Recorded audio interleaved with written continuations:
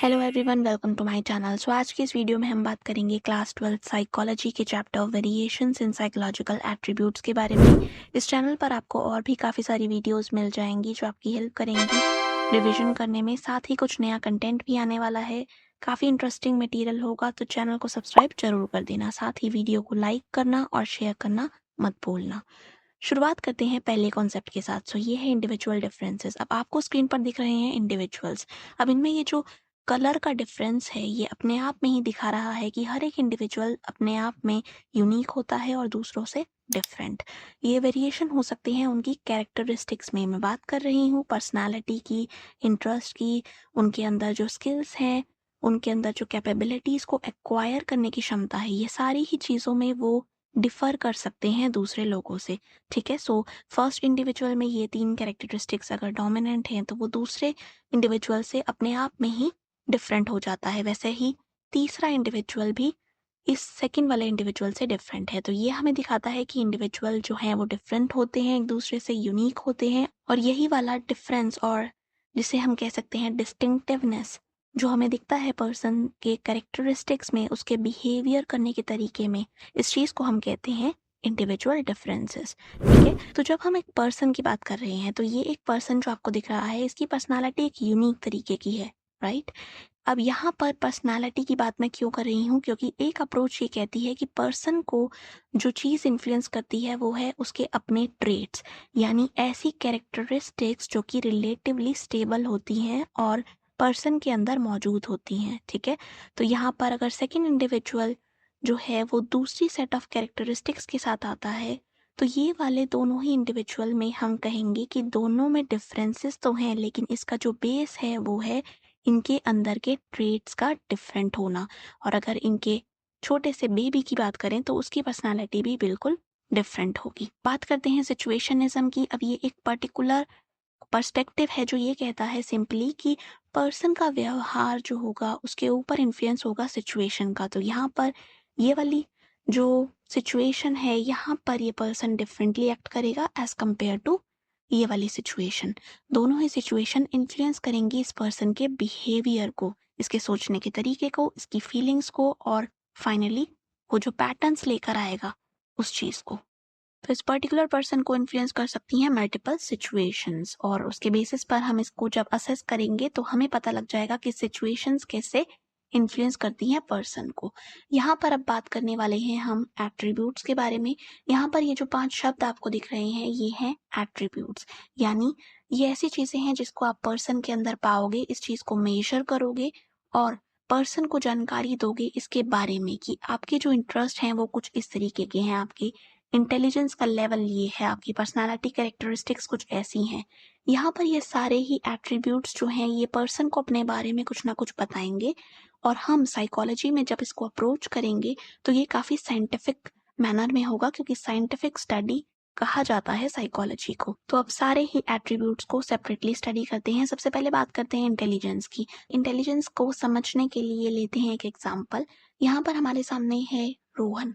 अब रोहन जो है वो काफी अच्छे से मैनेज कर पाता है फाइनेंसेस को, वो देख रेख कर पाता है फाइनेंसेस की, वो बजट बना पाता है, वो ऐसे डिसीजंस ले पाता है जिसमें मैथ्स या फिर लॉजिकल रीजनिंग ज्यादा लगती है। जबकि इसकी सिस्टर जो है अनन्या, वो लोगों से बात करने में बहुत अच्छी है, वो दूसरों के चीजों को समझ पाती है, उनके इमोशंस को, उनकी प्रॉब्लम्स को। तो यहाँ पर ये दोनों ही इंडिविजुअल जो है किसी प्रॉब्लम को एक पर्टिकुलर तरीके से लेते हैं, ये उसको जब सॉल्व करने बैठते हैं तो रिसोर्सेस का भी इस्तेमाल ये अपने आप अपने अकॉर्डिंग करते हैं। और ये दोनों ही जो अप्रोच लगाते हैं वो डिफरेंट हो सकती है, क्योंकि पर्सन जो है वो डिफरेंट है, वो यूनिक है, और साथ ही लेवल ऑफ इंटेलिजेंस भी यहाँ पर वेरी कर सकता है। ठीक है। सो अनन्या की अप्रोच जो होगी वो रोहन की अप्रोच से हो सकती है डिफरेंट। तो यहाँ पर जब आप इंटेलिजेंस को डिफाइन करोगे तो आप इसको ये बोलोगे कि ये तो एक कैपेसिटी है। ये क्या करने की कैपेसिटी है? यहाँ पर आप सोच सकते हो रैशनली, यानी सही गलत का विचार करते हुए आप कुछ ना कुछ डिसीजन यहाँ पर लोगे, अपने वर्ल्ड को समझने की कोशिश करोगे, जो भी आपके पास रिसोर्सेस हैं उसको कैसे यूटिलाइज किया जाए, मैनेज किया जाए, कैसे अपने कॉग्निटिव रिसोर्सेस का इस्तेमाल किया जाए, और उसको करते हुए अपने इन्वायरमेंट की जो डिमांड्स है ना उससे डील किया जाए, वो आप यहाँ करते हो।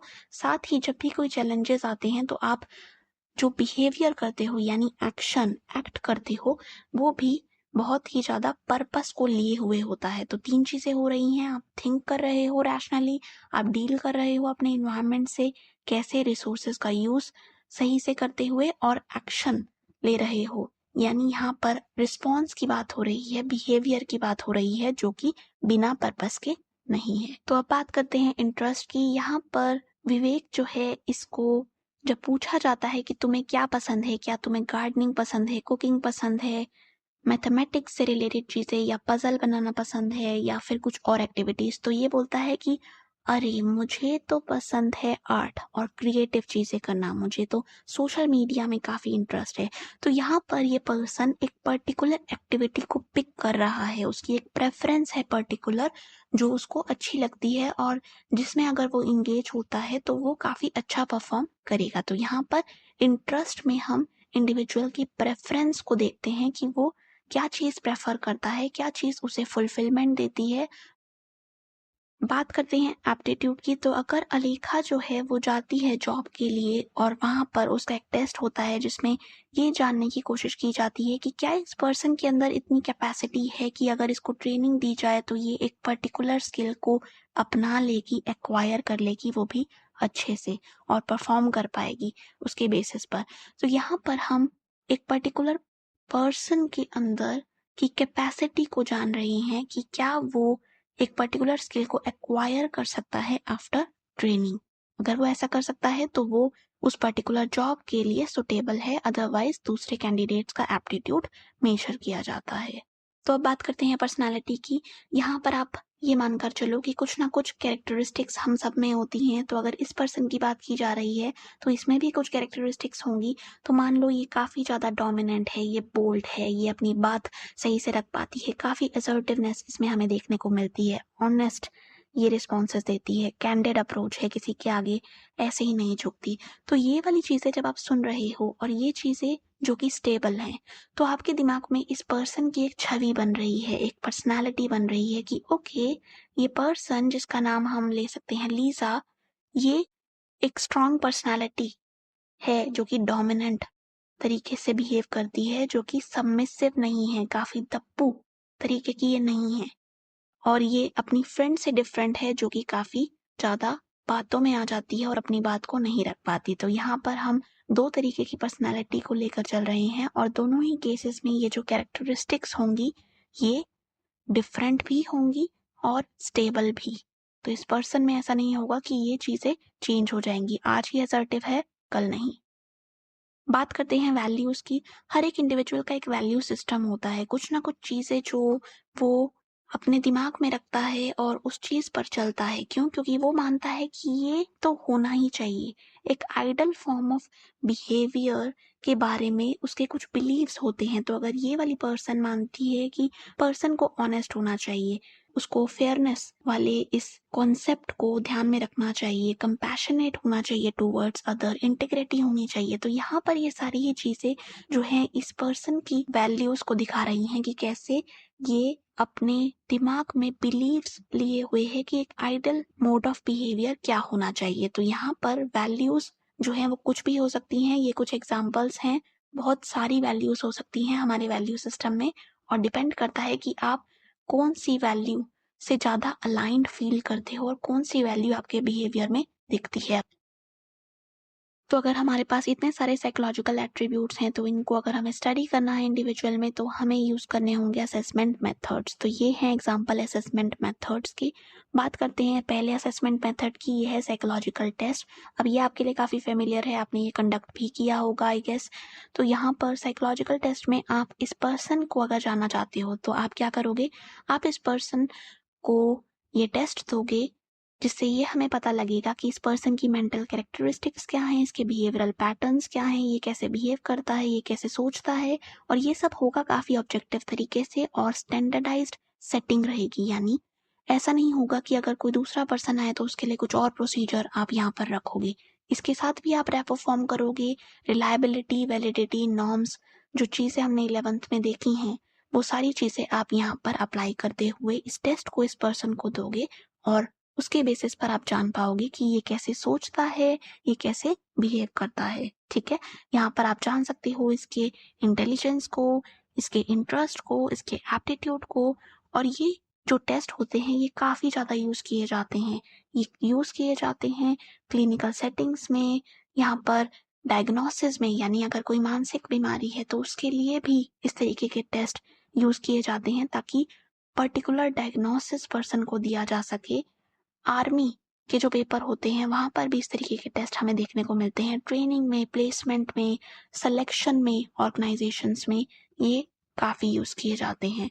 तो यहाँ पर ये असेसमेंट के मेथड में बहुत ही अच्छा मेथड कहलाता है। तो अब बात करते हैं अगले मेथड की, तो ये है इंटरव्यू मेथड। यहाँ पर क्या होता है, यहाँ पर इंफॉर्मेशन को सीख किया जाता है दूसरे पर्सन से और ये 1 to 1 बेसिस पर होता है। यहाँ पर इंटरेक्शन होता है बिटवीन इंडिविजुअल्स। एक क्वेश्चन पूछता है, दूसरा रिस्पॉन्ड करता है। यहाँ पर कुछ भी थीम हो सकती है, कोई टॉपिक हो सकता है, उसके बारे में इस पर्सन के ओपिनियन को स्टडी किया जा सकता है। कुछ भी हो, लेकिन हमेशा इंटरव्यू अगर साइकोलॉजिकल रिसर्च में यूज़ किया जा रहा है तो वहाँ पर उसका कोई पर्पस होगा। और यहाँ पर ये ऑर्गेनाइजेशंस में किए जाते हैं, जर्नलिस्ट भी इंटरव्यू करते हैं लोगों का। आपने देखा होगा काफ़ी ज़्यादा कॉमनली यूज़ किया जाने वाला ये मेथड है जहाँ पर पर्सन क्वेश्चन पूछता है और रिस्पोंडेंट जो है वो आंसर देता है। बात करते हैं अगले मेथड की, तो ये है केस स्टडी। यहाँ पर काफ़ी ज़्यादा डिटेल में, डेप्थ में जाकर इस पर्सन को समझा जाएगा, इसके एक्सपीरियंसेस को समझा जाएगा, क्या क्या कैरेक्टरिस्टिक्स इसकी हैं, कैसी हिस्ट्री इसकी रह चुकी है, फिजिकल एनवायरनमेंट कैसा है, साइको सोशल एनवायरनमेंट कैसा है, कैसा इन्फ्लुएंस है कल्चर का। बहुत ही ज़्यादा डिटेल में इसके बारे में पता लगाया जाएगा। और यहाँ पर काफ़ी ज़्यादा सब्जेक्टिविटी आपको देखने को मिलेगी। सब्जेक्टिविटी मतलब यहाँ पर जो इन्फॉर्मेशन आएगी उसको आप ऐसा नहीं कर सकते कि आप बहुत ही ऑब्जेक्टिवली ट्रीट करो और उसके लिए एविडेंस ढूंढो।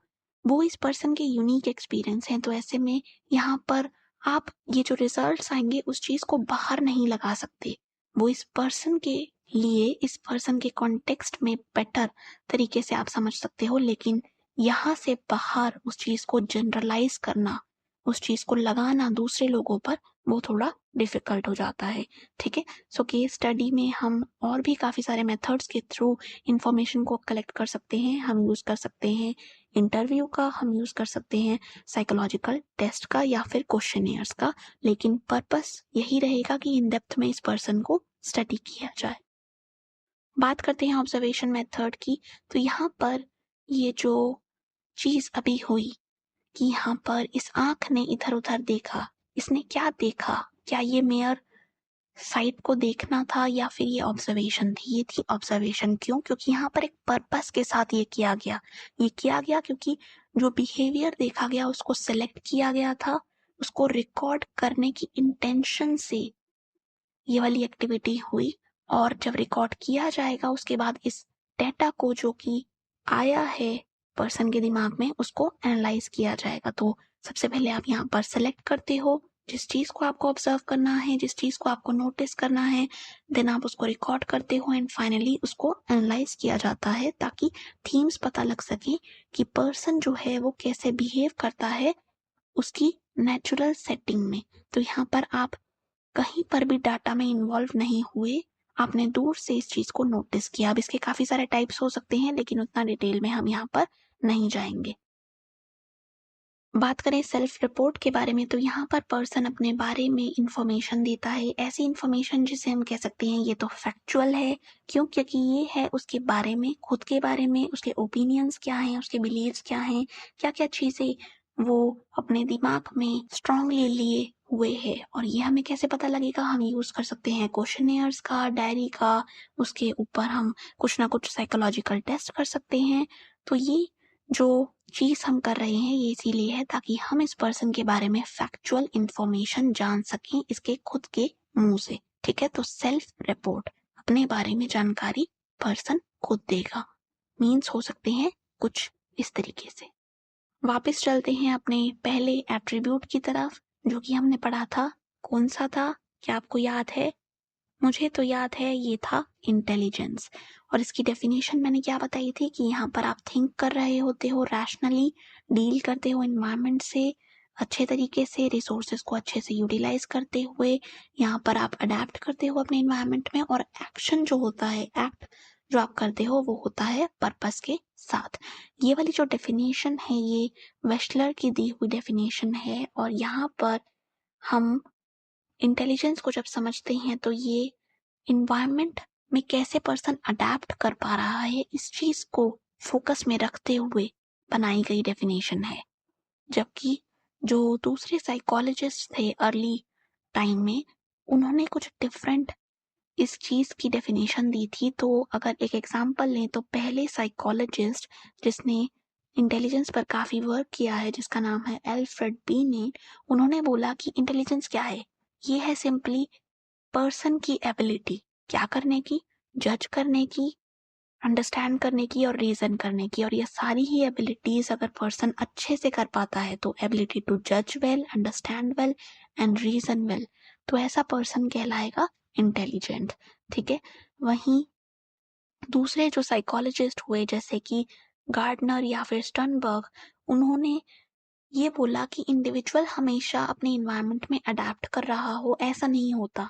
इन्वायरमेंट जो है वो ऐसा नहीं है कि बहुत ही पैसिवली वहां पर है, बल्कि इन्वायरमेंट में भी चेंजेस पर्सन कर रहा है, तो वहां पर उसको भी मॉडिफाई किया जा रहा है, शेप किया जा रहा है, और इन रिटर्न इन्वायरमेंट पर्सन को इन्फ्लुएंस कर रहा है, पर्सन इन्वायरमेंट को इन्फ्लुएंस कर रहा है। तो हर एक साइकोलॉजिस्ट ने अपनी डिफरेंट तरीके की डेफिनेशन दी और इस कंस्ट्रक्ट को अच्छे से जानना चाहा। ठीक है, सो ये चीज आप ध्यान रखना। तो अब बात करते हैं इंटेलिजेंस से रिलेटेड थ्योरीज की। यहाँ पर साइकोमेट्रिक अप्रोच जो है वो सबसे पहली थ्योरी हमारे पास आती है। अब ये है कैटेगरी, इसके अंदर काफी सारी थ्योरीज जो हैं वो आएंगी। तो ये ब्रॉडली एक कैटेगरी है। ये सिंपली ये कहती है कि पर्सन को अगर आप इंटेलिजेंट कह रहे हो ना, तो यानी आप ये बोल रहे हो कि पर्सन के अंदर कुछ कॉग्निटिव एबिलिटीज हैं। ठीक है, होंगी। अब उन कॉग्निटिव एबिलिटीज का एक सिंगल सेट है।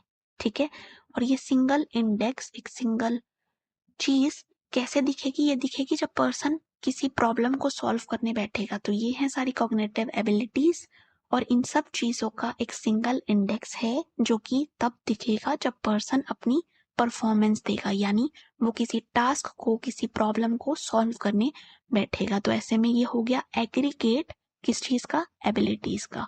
साइकोमेट्रिक थ्योरी के अलावा जो अगली कैटेगरी आती है वो कहलाती है इंफॉर्मेशन प्रोसेसिंग अप्रोच। यहाँ पर ये बोला जाता है कि पर्सन कैसे बिहेव कर रहा है, कैसे एक्ट कर रहा है। तो इंडिविजुअल जब रीजनिंग करने बैठता है तो इंटेलेक्चुअल रीजनिंग हो कैसे रही है, कैसे वो प्रॉब्लम को सॉल्व करेगा, क्या प्रोसेसिंग रहेगी। तो यहाँ पर पर्सन कैसे एक्ट कर रहा है उस चीज पर फोकस है, ना कि स्ट्रक्चर पर। स्ट्रक्चर पर फोकस था साइकोमेट्रिक अप्रोच में। यहाँ हम जान रहे थे कि स्ट्रक्चर क्या है इंटेलिजेंस का, उसके अंदर क्या क्या कॉग्निटिव फंक्शंस हैं, जबकि यहाँ पर हम उस चीज को नहीं जानते। हम यहाँ पर प्रोसेसिंग पर ध्यान देते हैं कि पर्सन के दिमाग में अंदर प्रोसेसिंग कैसे चल रही है, वो कैसे प्रॉब्लम को सॉल्व कर रहा है, वो कैसे रीजनिंग दे रहा है। दोनों ही कैटेगरीज ब्रॉड कैटेगरीज हैं। अब बारी आती है सेपरेटली थ्योरीज को पढ़ने की। यहाँ पर वन फैक्टर थ्योरी में आप ये मानकर चलो कि एक चीज के बारे में बात की जाएगी, यानी similar set of ability. Similar यानी चेंज उतना नहीं है, ड्रास्टिक नहीं है, डिस्टिंक्ट नहीं है, बल्कि सिमिलर है, सेट है एबिलिटीज का, केवल एक सेट है एबिलिटीज का जिसको पर्सन यूज करेगा अपनी प्रॉब्लम्स को सॉल्व करने में। तो अब यहाँ पर आप ये चीज सोचो कि इतनी सारी प्रॉब्लम्स आ सकती हैं, डिफरेंट तरीकों की प्रॉब्लम, तो नेचर ऑफ प्रॉब्लम जो है वो वेरी कर सकता है। तो यहाँ पर अगर ये बोला जा रहा है कि सिमिलर सेट ऑफ एबिलिटीज को लगा दो हर एक प्रॉब्लम पे, तो ये कितना ज्यादा विश्वसनीय है। ये पहला अटेम्प्ट तो है, लेकिन ये थोड़ी सी आईब्रोज आपकी उठा देता है कि ऐसा कैसे हो सकता है कि बस एक फैक्टर हो, यूनिक फैक्टर हो, और वही चीज आप लगाओ हर प्रॉब्लम को सॉल्व करने के लिए जो कि इन्वायरमेंट में आ रही है। लेकिन इसने जो अप्रोच बोली उसको लेकर काफी ज्यादा क्रिटिसिज्म आया। तो वन फैक्टर थ्योरी के क्रिटिसिज्म को एड्रेस करते हुए टू फैक्टर थ्योरी दी गई। अब ये जिसने दी उसका नाम था चार्ल्स स्पीयरमैन 1927 में ये थ्योरी आई और इसको जब दिया गया तो इन फैक्टर्स को जो कि हैं दो, एक है जी फैक्टर, एक है एस फैक्टर, इनको निकाला कैसे गया? इनको निकाला गया यूजिंग अ स्टैटिस्टिकल मेथड जिसे हम कहते हैं फैक्टर एनालिसिस। डिटेल में नहीं जाएंगे। तो टू फैक्टर में एक हो गया जी फैक्टर जो कि कॉमन होगा हर परफॉर्मेंस में, और ये वाले जो हैं ये है स्पेसिफिक फैक्टर्स। यहाँ पर ये एबिलिटीज हैं, ये दिखाएंगी कि पर्सन अगर किसी फील्ड में जाता है तो वो वहां पर बहुत ही अच्छी परफॉर्मेंस करेगा। वो अगर स्पोर्ट्स में जाता है तो वहां उसकी अलग से ही तारीफ होगी, क्योंकि उसके अंदर ये जो है ये एडिशनल एक स्पेसिफिक तरीके की एबिलिटी है जो कि जी फैक्टर जो कि कॉमन रहता है उससे अलग है। ये कॉमन है, ये प्राइमरी है, ये सब परफॉर्मेंसेस में आपको दिख जाएगा, लेकिन स्पेसिफिक एबिलिटीज यानी एस फैक्टर आपको हर एक इंडिविजुअल में एज सच नहीं दिखेगा। ये काफी ज्यादा यूनिक पर्सन में होगा। इसको देखने का तरीका, इसको एक्सपीरियंस करने का तरीका हर एक इंडिविजुअल में डिफरेंट होगा। तो अब बात करते हैं theory of primary mental abilities की। जिस पर्सन ने इसे दिया उसका नाम था लुइस थर्स्टन। उन्होंने बोला कि 7 प्राइमरी मेंटल एबिलिटीज होती हैं। सबसे पहले बात करते हैं वर्बल कॉम्प्रिहेंशन की। तो वी से हो गया वर्बल कॉम्प्रिहेंशन। यहाँ पर आप वर्बल चीजों को, तो वर्ड्स आप बोलते हो, कॉन्सेप्ट को आप समझते हो, आइडियाज को आप समझते हो। एन से न्यूमेरिकल, तो यहाँ पर लॉजिक को समझना, न्यूमेरिकल्स को समझना, स्पीड से रिलेटेड चीजों को समझना।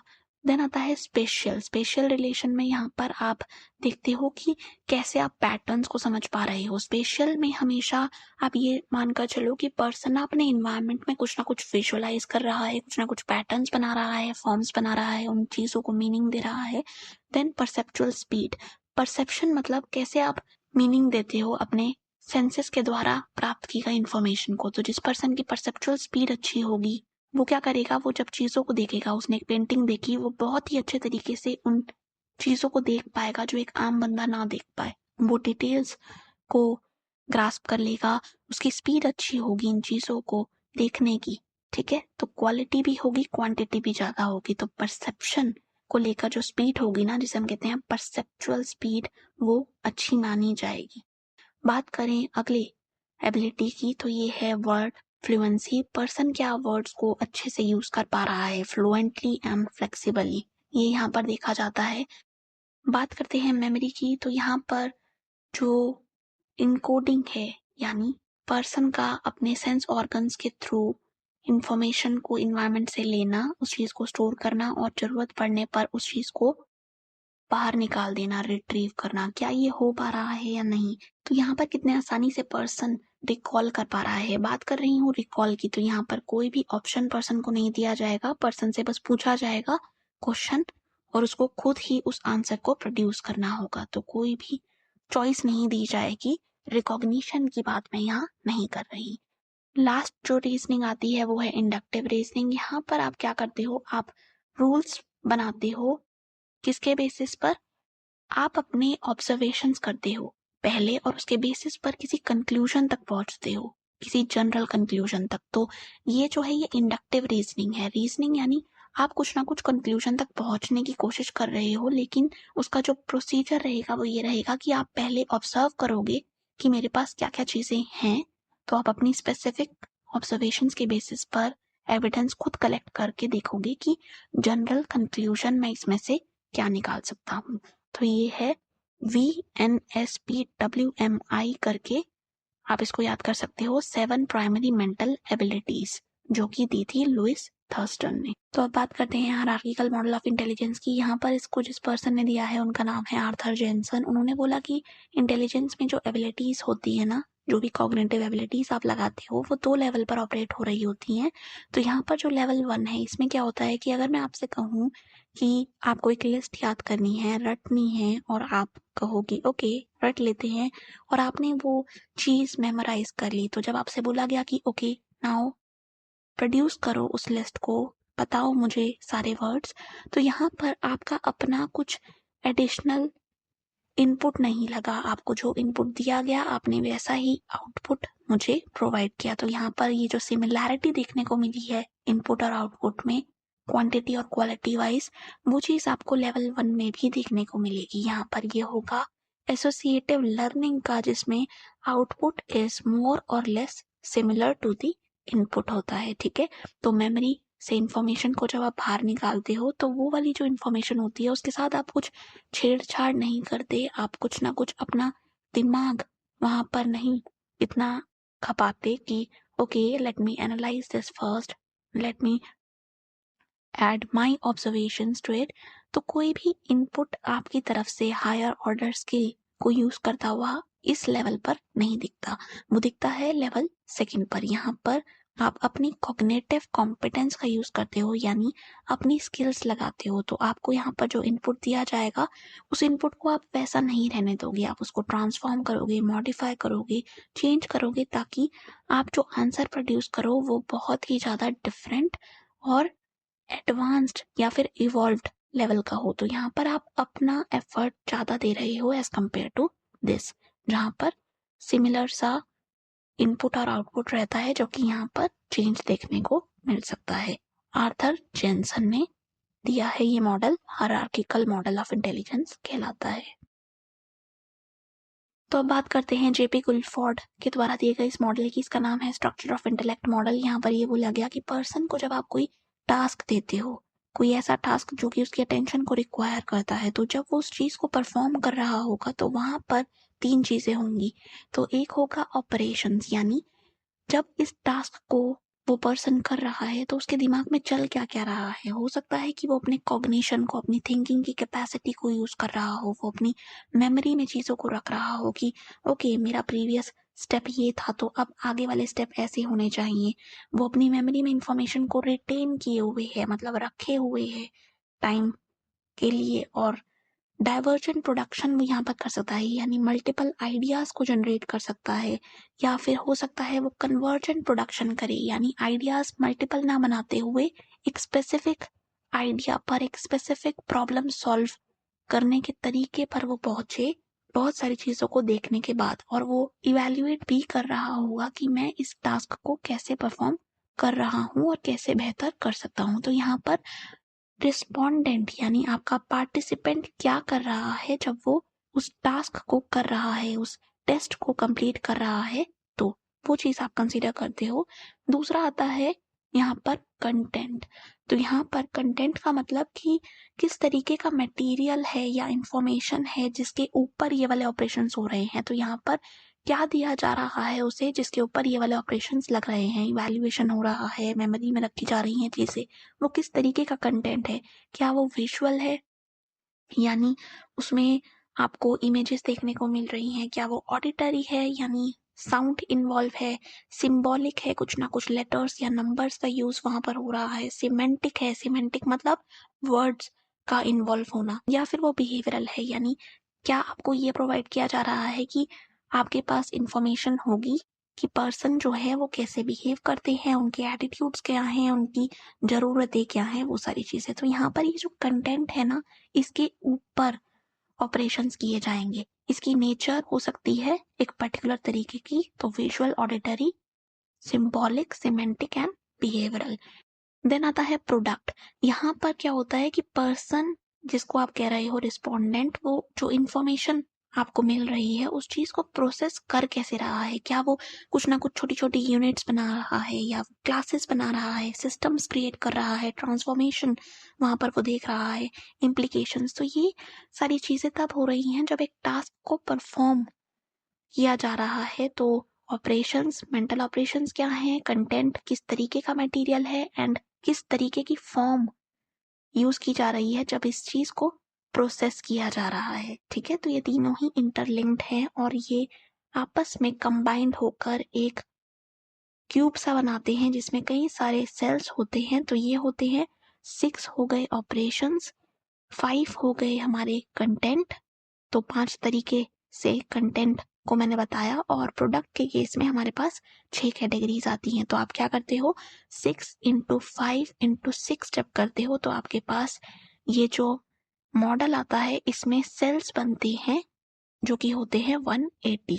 ठीक है, और ईच सेल में एक से ज्यादा फैक्टर या एक से ज्यादा एबिलिटीज हो सकती हैं। ठीक है, तो अब बात करते हैं इंफॉर्मेशन प्रोसेसिंग थ्योरीज की। ये एक अलग कैटेगरी थी और आपको ये पता है कि यहाँ पर हम स्ट्रक्चर ऑफ इंटेलिजेंस की बात नहीं करते, बल्कि इस चीज की बात करते हैं कि पर्सन जो है प्रॉब्लम सॉल्विंग या रीजनिंग जिसके लिए आपको इंटेलिजेंस चाहिए वो कर कैसे रहा है, ठीक है। सो साइकोमेट्रिक अप्रोच से ये थोड़ा सा डिफरेंट था। यहाँ पर आप प्रोसेसिंग की बात करते थे, तो साइकोमेट्रिक और इंफॉर्मेशन प्रोसेसिंग के बीच में जब ये डिफरेंस आएगा आपके एग्जाम में तो आप क्या लिखोगे कि साइकोमेट्रिक में एग्रीगेट ऑफ एबिलिटीज को फोकस में रखा जाता है।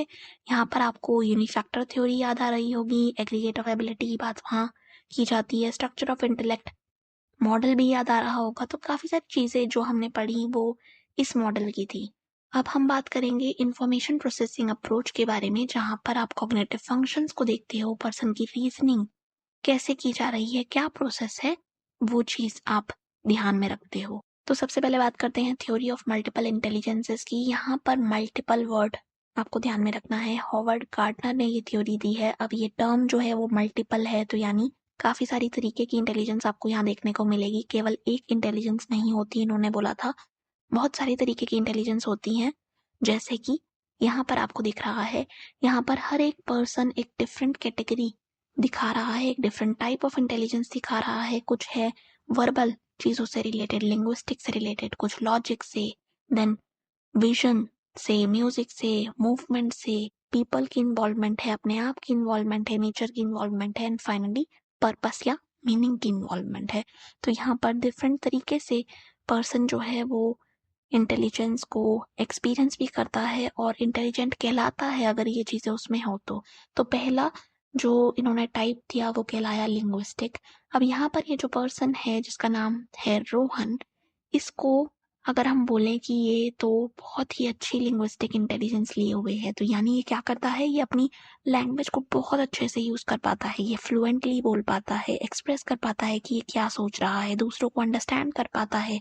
यहाँ पर ये नए नए वर्ड्स लेकर आता है, वोकैबुलरी इसकी काफी रिच है, वर्ड मीनिंग इसको काफी सारे आते हैं। और यहाँ पर आप ये देख सकते हो कि इसका जो इंटरेस्ट है वो शायद पोएट्री में हो या फिर राइटिंग में ही अच्छा कर पाए आगे। क्यों? क्योंकि इसके पास वो लिंग्विस्टिक एबिलिटीज हैं जो कि डिमांड होती है पोएट्री की, ठीक है। देन जो नेक्स्ट इंटेलिजेंस हमारे पास आती है वो है लॉजिकल मैथमेटिकल। यहाँ पर ये पर्सन जिसे हम कह रहे हैं सक्षम, ये क्या करता है, ये लॉजिकली और क्रिटिकली सोच पाता है। अब यहाँ पर मैथमेटिकल एबिलिटीज भी आ रही हैं, तो ये बहुत ही आसानी से सिंबल्स को मैनिपुलेट कर लेता है। मैथ्स की प्रॉब्लम इसको दे दो, ये तो झट से उसको सॉल्व कर देगा, नए नए तरीके लेकर आएगा। फॉर एग्जाम्पल अगर इसे बोला जाए 41 × 41 क्या होता है, तो एकदम से इसने ना कोई फॉर्मूला लगाया बहुत ही इजी तरीके से और बता दिया। मुझे या आपको काफी टाइम लगेगा इस चीज को करने में। तो ये है लॉजिकल मैथमेटिकल इंटेलिजेंस, जहां पर पर्सन मैथमेटिकल प्रॉब्लम को या फिर अब्स्ट्रैक्ट रीजनिंग को और लॉजिकल सोचने को, इन सारी चीजों को ज्यादा फोकस में रखता है। साइंटिस्ट हो गए या फिर नोबेल प्राइज जिनको मिलता है ना, वो बहुत हाई हो सकते हैं इस कंपोनेंट पे।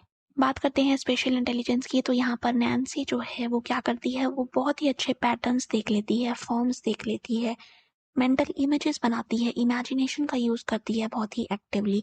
तो अगर कोई बादल इसको दिखाई देता है तो वहां पर कैसे ये इमेजरी क्रिएट कर लेगी और कैसे ये अपने आउटसाइड वर्ल्ड को अपने दिमाग में रिप्रेजेंट कर लेगी यूजिंग मेंटल इमेजेस। तो जितने भी पेंटर्स हो गए, पायलट हो गए, आर्किटेक्ट हो गए, इंटीरियर डिजाइनर्स या डेकोरेटर हो गए, वो क्या करते हैं, वो आपके इन्वायरमेंट को देखते हैं और ये चीज इमेजिन करते हैं, यहाँ ये अच्छा लगेगा, वहां वो अच्छा लगेगा। तो काफी ज्यादा अच्छी उनमें ये वाली इंटेलिजेंस पाई जाती है।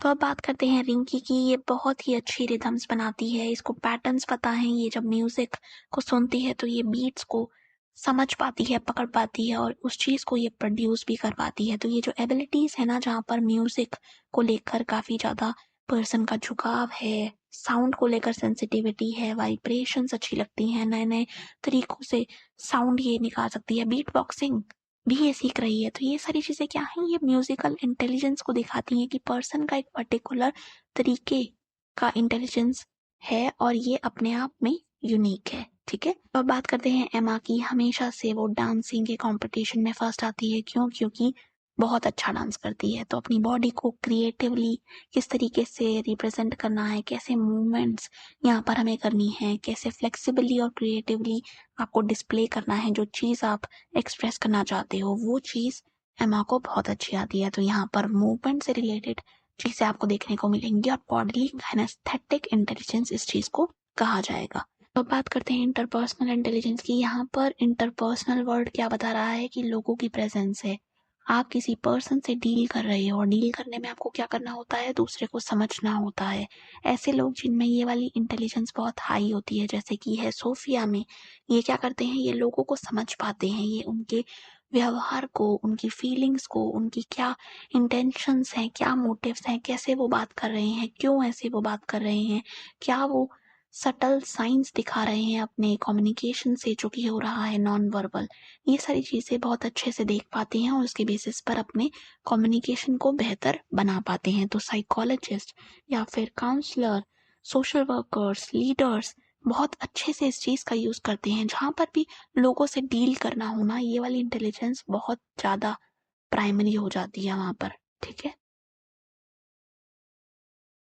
तो जहाँ इंटरपर्सनल में हम दूसरों के साथ कैसे बात की जाए, कैसे तालमेल बिठाया जाए, ये देखते हैं। इंट्रापर्सनल में वो चीज़ नहीं होती, ये होता है अपने साथ तालमेल, अपने साथ कंफर्टेबल महसूस करना, अपने साथ रहना और अपने आप को ही एक्सप्लोर करना। ठीक है, तो जितने भी स्पिरिचुअल लीडर्स होते हैं, फिलोसोफर्स होते हैं, बहुत टाइम अपने साथ गुजारते हैं, अपने थिंकिंग के साथ, अपने इमोशंस के साथ, तो वो चीज़ यहाँ पर इनके बिहेवियर में आती है। फिर आती है नेचुरलिस्टिक इंटेलिजेंस। तो यहाँ पर पर्सन अपने नेचुरल वर्ल्ड में क्या क्या चीज़ें हैं, उसके क्या फीचर्स हैं, वो आइडेंटिफाई कर पाता है। मेनली नेचर में रहना, नेचर के एलिमेंट्स को समझना, क्या क्या चीज़ें हैं जो नेचर में हो रही हैं, ब्यूटी क्या है और कैसे नेचुरल वर्ल्ड में जो चीज़ें हो रही हैं वो हमारे काम आ सकती हैं, वो सारी चीज़ें ये स्टडी करते हैं और इनको इंटरेस्ट होता है। फार्मर हो गए, टूरिस्ट हो गए, काफ़ी ज़्यादा जानकारी होती है पौधों की। बॉटनिस्ट हो गए, ज़ूलॉजिस्ट हो गए, बर्ड्स को देखना पसंद करते हैं जो वो हो गए। तो ये हाई होते हैं नेचुरलिस्टिक इंटेलिजेंस में। तो अब बात करते हैं आखिरी इंटेलिजेंस की, इसे हम कहते हैं एक्जिस्टेंशियल इंटेलिजेंस। काफ़ी नई तरीके की इंटेलिजेंस ये है और यहाँ पर आप मीनिंग को डिस्कवर करना चाहते हो। ये कैसा मीनिंग है, ये पर्सनल मीनिंग नहीं है, ये पर्सनल से भी बियॉन्ड है। तो यहाँ पर existence, who am I, why am I hear, क्या पर्पस है, कैसे चीज़ें ऑपरेट होती हैं, रियलिटी क्या है, रियलिटी कैसे हमें दिखती है, क्या परसेप्शन रहता है। तो एग्जिस्टेंस के बारे में जानकारी आप चाहते हो, वो चीज़ आप डिस्कवर करते हो, उस नॉलेज को लेकर आप काफ़ी क्यूरियोसिटी यहाँ पर दिखा सकते हो। ठीक है, सो यहाँ पर पर्सन मीनिंग को गेन करना चाहता है चीज़ों के पीछे के। ठीक है, सो ये है मल्टीपल इंटेलिजेंसेस। अब बात करते हैं अगली थ्योरी की, ये कहलाती है ट्रायआर्किक थ्योरी ऑफ इंटेलिजेंस। इसे दिया है रॉबर्ट स्टर्नबर्ग ने। तो 1985 आपकी बुक में मेंशन्ड ईयर है। उन्होंने जब इंटेलिजेंस को देखा तो उन्होंने इस चीज को ऐसे बोला कि ओके, इंटेलिजेंस यानी ऐसी एबिलिटी जहां पर पर्सन ना केवल अपने इन्वायरमेंट से इन्फ्लुएंस होता है बल्कि उस चीज को वो शेप भी करता है, वो मॉडिफाई भी कर रहा होता है। तो अपने लिए वो एक बेहतर इन्वायरमेंट बना रहा होता है और यहाँ पर वो ऐसा क्यों कर रहा होता है, ताकि वो अपने गोल्स को एकम्प्लिश कर सके, वो अपने कल्चर में एडजस्ट हो सके, वो अपने सोसाइटी और कल्चर के दिए हुए चीज़ों को अच्छे से कर सके। तो अडेप्ट भी करना है लेकिन उस इन्वायरमेंट में चेंज भी लेकर आने हैं। ट्रायर्किक थ्योरी में रॉबर्ट स्टर्नबर्ग ने हमें 3 तरीके की इंटेलिजेंस दी हैं। तो सबसे पहली है कॉम्पोनेंशियल इंटेलिजेंस। तो ऋषभ का है एग्जाम, एग्जाम देने वो पहुंचता है, सेक्शन आता है जहां पर एक क्वेश्चन दिखाई देता है। अब ये ऐसा क्वेश्चन है जो एज इज नहीं आया हुआ बुक में से, बल्कि कुछ ना कुछ चेंजेस हैं, अपना दिमाग लगाना पड़ेगा। तो ऋषभ जो है वो थिंक करता है क्रिटिकली और एनालिसिस करता है उस इशू का। उस इक्वेशन को देखते टाइम वो इनकोड कर रहा होता है, वो रजिस्टर कर रहा होता है कि ये वाला क्वेश्चन है कौन सी यूनिट में से। देन वो अपने दिमाग में एग्जिस्टिंग इन्फॉर्मेशन से उस चीज को कंपेयर करता है कि अरे यार ये तो सेकेंड यूनिट में से है, शायद इसे मैं कैसे कर सकता हूँ। जब वो ऐसा कर रहा होता है ना तो वो काफी क्रिटिकली यहाँ पर सोचने की कोशिश कर रहा है, वो बियॉन्ड जा रहा है जो उसे पढ़ाया गया है उससे। ठीक है, देन जो भी चीज़ें उसने अभी तक बटोरी हैं, उन चीज़ों को वो एग्ज़ीक्यूट करता है, तो स्ट्रैटेजीज़ बनाता है। यहाँ पर प्रॉब्लम को सॉल्व करने के लिए ही स्ट्रैटेजी बनाई जा रही हैं। तो यहाँ पर आप जो कॉग्निटिव प्रोसेसिंग कर रहे हो, आप उसे कंट्रोल भी करोगे, मॉनिटर भी करोगे और इवैल्यूएट भी करोगे। तो 3 कंपोनेंट हमें यहाँ देखने को मिलते हैं कंपोनेंशियल इंटेलिजेंस में, जहाँ पर हम बात कर रहे होते हैं एनालिटिकल अप्रोच की, पर्सन के क्रिटिकली सोचने के तरीके की। तो 3 कंपोनेंट्स कौन से हैं? सबसे पहला है नॉलेज एक्विजिशन। यहाँ पर पर्सन जो है वो चीज़ों को करने के नए तरीकों को ढूंढेगा, कैसे उस नॉलेज को एक्वायर किया जाए ये देखेगा।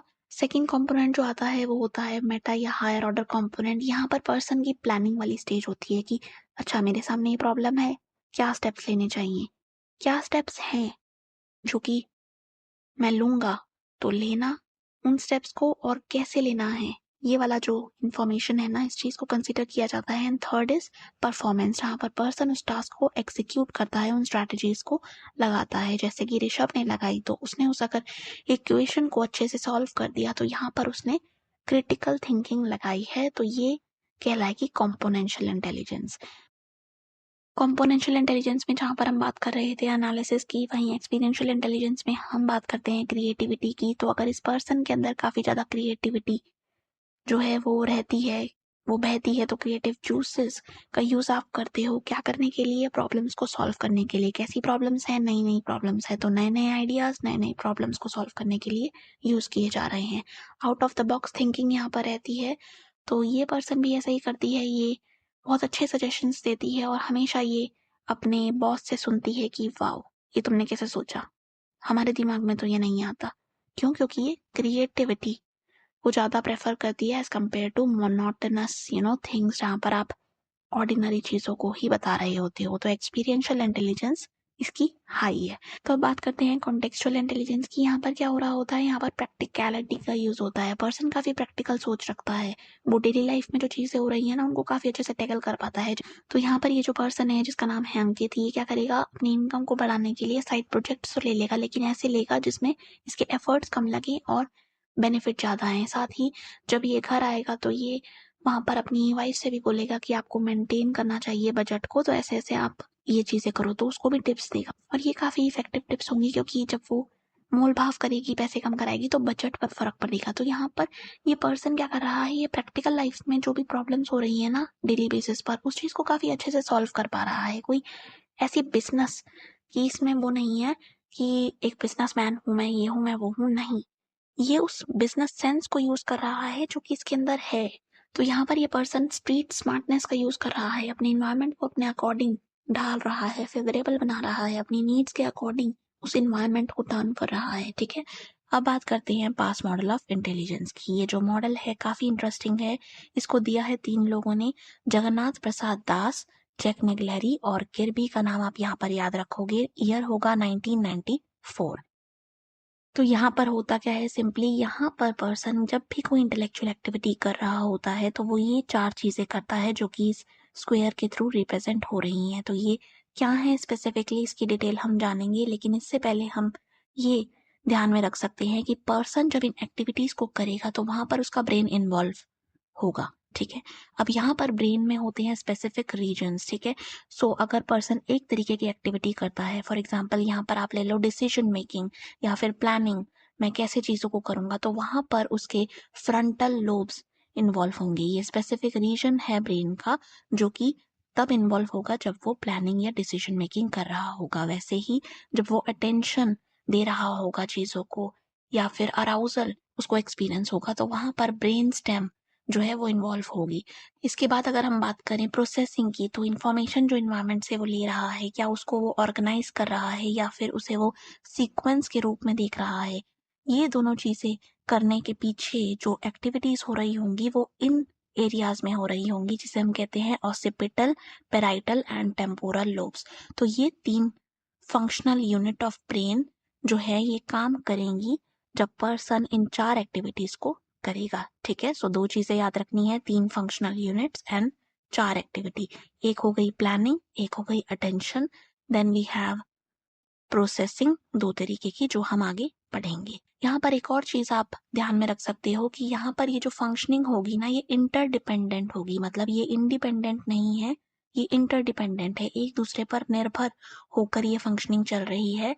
और यही 3 फंक्शनल यूनिट्स जो है रिस्पॉन्सिबल हैं इन 4 एक्टिविटीज के लिए। सबसे पहले हमारे पास आता है प्लानिंग का कंपोनेंट। तो पास मॉडल में पी जो है वो स्टैंड करता है प्लानिंग के लिए। प्लानिंग का मतलब क्या है? प्लानिंग का मतलब इंफॉर्मेशन जब आप अटेंड कर रहे हो, आपने प्रोसेस उसको कर लिया है, तब आप अब उस इंफॉर्मेशन से रिलेटेड कुछ ना कुछ थिंक करोगे, कुछ ना कुछ डिसीजन लोगे कि क्या मैं स्टेप्स ले सकता हूँ, कैसे मैं उस इंफॉर्मेशन को यूटिलाइज कर सकता हूँ। तो यहाँ पर आप एक्शन कैसे लेने हैं, कैसे इम्प्लीमेंट करना है, मेरा टारगेट क्या है, मुझे कौन सी स्ट्रैटेजी लगानी चाहिए जो कि इफेक्टिव हो, अगर मेरा प्लान जो है किसी भी काम को करने का वो खराब हो जाता है तो मैं क्या करूंगा। तो lot of decision making is involved.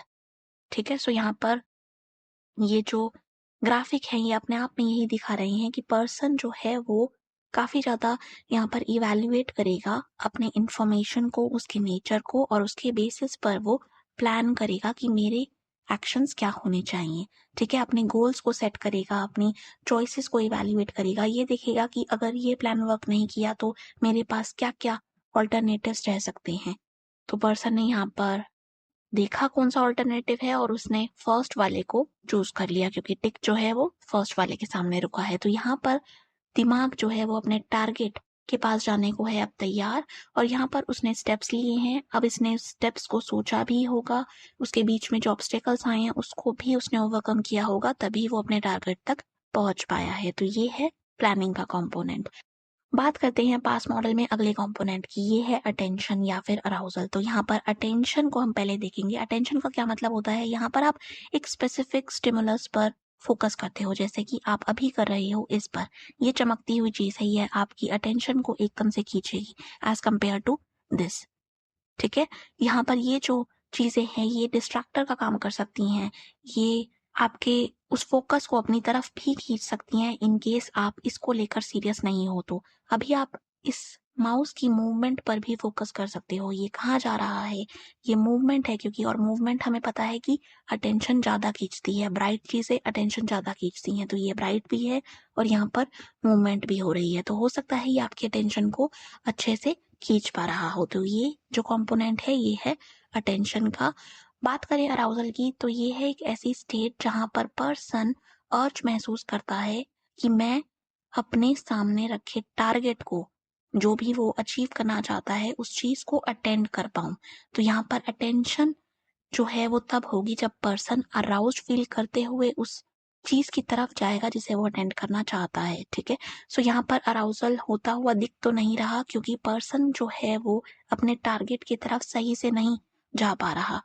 तो अच्छे लेवल पर अराउजल अगर होता है तभी पर्सन अपने उस इंफॉर्मेशन को एक्वायर कर पाता है, उसके रिलेवेंट एस्पेक्ट को समझ पाता है और उसे अच्छे तरीके से नोटिस कर पाता है। ठीक है, तो यहाँ पर हम अपने टारगेट को तब रीच कर पाएंगे ना जब हमारा अराउजल का लेवल ठीक से होगा। तो यहाँ पर ना ज्यादा लो ना ज्यादा हाई, दोनों ही चीजें इंटरफेयर करेंगी पर्सन की अटेंशन के साथ। क्या चीज बेटर रहेगी? ऐसा लेवल जो कि मॉडरेट है, जो कि इनफ है, जो कि ऑप्टिमम लेवल पर है। ठीक है, ये पर्सन को भेजेगा उस बिहेवियर की तरफ, क्योंकि अब ये हाई नहीं है, ये लो नहीं है, ये बहुत ही ज्यादा एक्यूरेट अमाउंट है। ठीक है, बात करते हैं प्रोसेसिंग की। तो दो तरीके की प्रोसेसिंग हम यहाँ पर देखते हैं। सबसे पहले हम लेंगे साइमल्टेनियस प्रोसेसिंग को। बहुत ही सिंपल है। साइमल्टेनियस प्रोसेसिंग में आप चीजों को ऑर्गेनाइज करते हो। तो यहाँ पर ये जो इमेज आपको दिख रही है, इस इंफॉर्मेशन को अगर पर्सन ऑर्गेनाइज करता है, वो ऑर्गेनाइज करता हुआ परसीव करता है, वो चीजों के बीच में रिलेशन देख पाता है, वो उन्हें इंटीग्रेट कर पाता है एक मीनिंगफुल पैटर्न बनाने के लिए, इस पैटर्न को वो समझ भी पाता है। अब बारी आती है सक्सेसिव प्रोसेसिंग की। अब यहाँ पर ये जो इमेज है ये दिखा रही है कि यहाँ पर सीक्वेंस फॉलो हो रहा है। तो अगर मुझे इस इंफॉर्मेशन को रिमेम्बर करना है, अपने दिमाग में स्टोर करना है, तो मैं इस चीज को सिक्वेंशली याद कर सकती हूँ कि 1 के बाद 2 आता है, 2 के बाद 3, 3 के बाद 4। तो जहां पर भी सीक्वेंस इन्वॉल्व है और पर्सन उस चीज को प्रोसेस भी सीक्वेंस के टर्म्स में ही कर रहा है, जैसे कि होता है डिजिट्स जब आप याद करते हो, अल्फ़ाबेट्स आप याद करते हो, उसमें ये ऑर्डर कॉम्प्रोमाइज़ नहीं होना चाहिए। तो सक्सेसिव प्रोसेसिंग में आप जो है वो सीक्वेंस पर फ़ोकस करते हो, उन्हीं की प्रोसेसिंग की जाती है। तो इसके साथ हमारे जो 4 कंपोनेंट थे वो होते हैं पूरे। तो अब ये चारों ही प्रोसेसेस जो हैं वो इम्पोर्टेंट हैं और इनको आप सीखते हो जब आप एनवायरनमेंट से इंफॉर्मेशन लेते हो, रीडिंग, राइटिंग, एक्सपेरिमेंटिंग के थ्रू भी आप इन चीज़ों को डेवलप करते हो। यहाँ पर ये प्रोसेसेस इंटरैक्टिव होते हैं और डायनेमिक होते हैं। जैसे कि हमें पता है चेंज जो है वो आता रहेगा चीज़ों में। पर्सन यहाँ पर भी काफ़ी सारे चेंज कर रहा होगा, यहाँ पर भी चेंजेस होंगे क्योंकि एनवायरनमेंट से ही चीज़ें आ रही हैं और एनवायरनमेंट तो खुद ही स्टेबल नहीं होता। तो ऐसे में इन चीज़ों को अगर हमें स्टडी करना है इंडिविजुअल्स में तो हम यूज़ करते हैं एक बैटरी जिसे हम कहते हैं कॉग्निटिव असेसमेंट सिस्टम। अब ये जो चीज़ है ना, ये बैटरी इसे हमें दिया है दास एंड नेग्लेरी ने, जिसने ये मॉडल भी दिया था। तो जगन्नाथ प्रसाद दास एंड जैक नेग्लेरी, उन्होंने ही इस बैटरी को डेवलप किया है। इसमें काफ़ी सारे टेस्ट जो है वो पाए जाते हैं। हर एक टेस्ट जो है वो एक कंपोनेंट को टारगेट करते हुए उस चीज़ को लोगों में देखता है। कॉग्निटिव असेसमेंट सिस्टम जो है, ये जो बैटरी की बात मैं कर रही हूँ, ये यूज़ होता है 5 से 18 साल तक के बच्चों के लिए।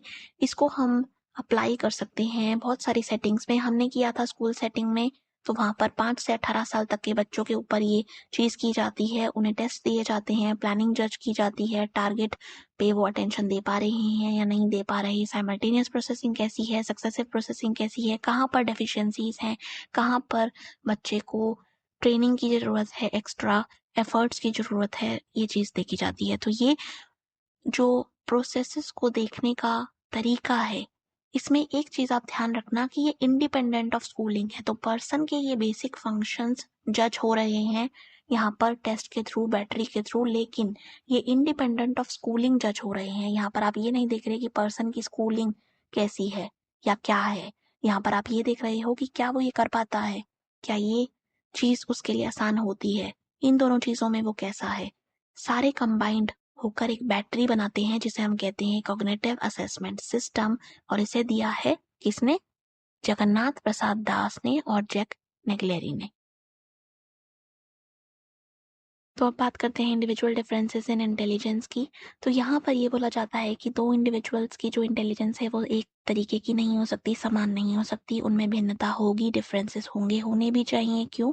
क्योंकि हमारे जो जेनेटिक इन्फ्लुएंस हैं सबके, वो डिफरेंट हैं, हमारे अंदर डिफरेंट जीन्स हैं। तो ऐसे में हमारा जेनेटिक जो इन्फ्लुएंस है वो कैसा है, साथ ही हमारा इन्वायरमेंट कैसा है, ये डिटरमाइन करता है कि हमारी इंटेलिजेंस किस लेवल की होगी और कैसी होगी। तो अगर बच्चे को अच्छे इन्वायरमेंट में रखा जा रहा है, इनकरेजमेंट वाले वर्ड्स बोले जा रहे हैं माता पिता के द्वारा भी और टीचर्स के द्वारा भी, यहाँ पर बच्चे को अपने इन्वायरमेंट को एक्सप्लोर करने दिया जा रहा है, वो खेल सकता है, वो अपने आप प्रॉब्लम के सॉल्यूशन तक पहुंच सकता है, वो बातें करके सीख सकता है। तो यहाँ पर ये काफ़ी रिच इन्वायरमेंट है, राइट। जबकि एक ऐसा इन्वायरमेंट जहाँ पर खाना भी सही से नहीं मिलता, तो इन्वायरमेंट जो है वो बिल्कुल भी चाइल्ड के अकॉर्डिंग नहीं है, तो न्यूट्रिशन भी वहाँ पर कॉम्प्रोमाइज़ होगा, डेफिशिएंसीज़ होंगी, तो बच्चा अपना दिमाग सही से नहीं चला पाएगा। साथ ही अगर उसको वहाँ पर कोसा जाता है, लेबल दिए जाते हैं कि तुम तो पागल हो, स्टूपिड हो, इस तरीके के वर्ड्स बोले जाते हैं, तो उस चीज़ का भी इन्फ्लुएंस पड़ता है। एनवायरनमेंट का मेजर इन्फ्लुएंस होता है। अगर अच्छा एनवायरनमेंट दिया जाएगा, पॉजिटिविटी से भरा, एनकरेजमेंट से भरा, अपॉर्चुनिटीज़ से भरा, तो यहाँ पर बच्चे के जीन्स भी बिल्कुल अच्छे तरीके से वर्क करेंगे एज़ कम्पेयर टू सिचुएशन जहाँ पर ये सारी चीज़ें एब्सेंट हैं और ना तो अच्छी स्कूलिंग है, ना ही पेरेंट्स का अच्छा व्यवहार टुवर्ड्स चाइल्ड और ना ही न्यूट्रिशन। तो ऐसे में हम देखते हैं कि इन्वायरमेंट जो है वो इन्फ्लुएंस करता है। डिप्राइव्ड अगर बच्चा रहता है तो वो वहाँ पर सफ़र करेगा। ठीक है। इंटेलिजेंस में दो तत्व हमने पढ़े, तो एक हो गया नर्चर, एक हो गया नेचर। नेचर का मतलब हो गया हमारे जीन्स, हमारी जेनेटिक इन्फॉर्मेशन जो कि हमें मिली है अपने पेरेंट्स से। और नर्चर मतलब इन्वायरमेंट, आसपास के लोग, वो हमें क्या सिखा रहे हैं, इन्वायरमेंट से हम कैसे इन्फॉर्मेशन को ले रहे हैं, किस टाइप की वो इन्फॉर्मेशन है। और यहाँ पर ये दोनों ही चीज़ें सेपरेट नहीं होती, ये दोनों ही चीज़ें हमें इन्फ्लुएंस करती हैं। इंटरडिपेंडेंट आप इस रिलेशनशिप को देखोगे, ना कि इंडिपेंडेंट कि मुझे तो बस जीन्स ही इन्फ्लुएंस करते हैं। नहीं, आपको दोनों चीज़ें इन्फ्लुएंस करती हैं और करनी भी चाहिए। तो अब बात करते हैं कोरिलेशन की। तो यहाँ पर ये एक रिसर्च मेथड है। इस रिसर्च मेथड में हम देखते हैं कि दो चीज़ों में यानी दो वेरिएबल्स में क्या रिलेशनशिप है। ठीक है, सो ये हमें बताता है कि क्या वो अच्छा रिलेशनशिप है पॉजिटिव सा, या वो नेगेटिव है, या कोई रिलेशनशिप है ही नहीं। तो कोरिलेशन मेथड का यूज़ करके जब हमारे पास ये वाली वैल्यूज़ आती हैं तो ये हमें बताती हैं कि कैसे हमारे जो इंटेलिजेंस है उसमें हेरिडिटी का इन्फ्लुएंस देखा जा सकता है। ये स्टडीज़ जो हुई हैं ये ट्विन्स पर और अडॉप्टेड चिल्ड्रन पर हुई हैं। तो आईआरटी का मतलब हो गया आइडेंटिकल ट्विन्स जिनको रियर्ड किया गया है टुगेदर। ऐसे आइडेंटिकल ट्विन्स जुड़वा बच्चे जिनको साथ पाला गया है, उन दो बच्चों में जो इंटेलिजेंस होगी वो बहुत ज़्यादा सिमिलर सी होगी। तो 0.90 कोरिलेशन वहाँ पर आएगा, यानी काफ़ी अच्छा कोरिलेशन है, काफ़ी स्ट्रॉन्ग कोरिलेशन है। जबकि अगर हम बात करें अगले कैटेगरी की, तो यहाँ पर इंटेलिजेंस ऑफ आइडेंटिकल ट्विन्स जिन्हें डिफरेंट इन्वायरमेंट में पाला गया है, तो आइडेंटिकल ट्विन्स रेयर्ड अपार्ट, इनका कोरिलेशन जो होगा वो होगा 0.72। तो आप देखो कि अब जो कोरिलेशन है वो धीरे से घट गया है, थोड़ा कम हो गया है, लेकिन अभी भी वो काफ़ी स्ट्रॉन्ग है। तो माइल्ड लेवल का यहाँ पर हमें गिरावट देखने को मिला है, जिसमें आप देखोगे कि क्योंकि इन्वायरमेंट अब डिफरेंट हो गए तो इन्वायरमेंट का इन्फ्लुएंस वहाँ पर देखने को मिला। ठीक है, ये हेरिडिटी को बता रहा है लेकिन ये इन्वायरमेंट को भी बता रहा है। अब बात करते हैं फ्रेटर्नल ट्विंस की। अब ये ऐसे लोग हैं, ऐसे जुड़वा बच्चे हैं जो कि 50% शेयर रखते हैं जेनेटिक इन्फॉर्मेशन का। तो यहाँ पर इनको जब रियर्ड टुगेदर किया जाता है ऐसे ट्विंस को, तो उनमें हमें कोरिलेशन देखने को मिलता है 0.60 का। और ज़्यादा डिक्रीज ये हुआ है। यहाँ पर आइडेंटिकल ट्विंस थे, यहाँ पर फ्रेटर्नल ट्विंस हैं। तो ये गिरावट हमें देखने को मिल रही है, यानी बच्चे जो हैं वो उतने ज़्यादा सिमिलर अब नहीं दिख रहे।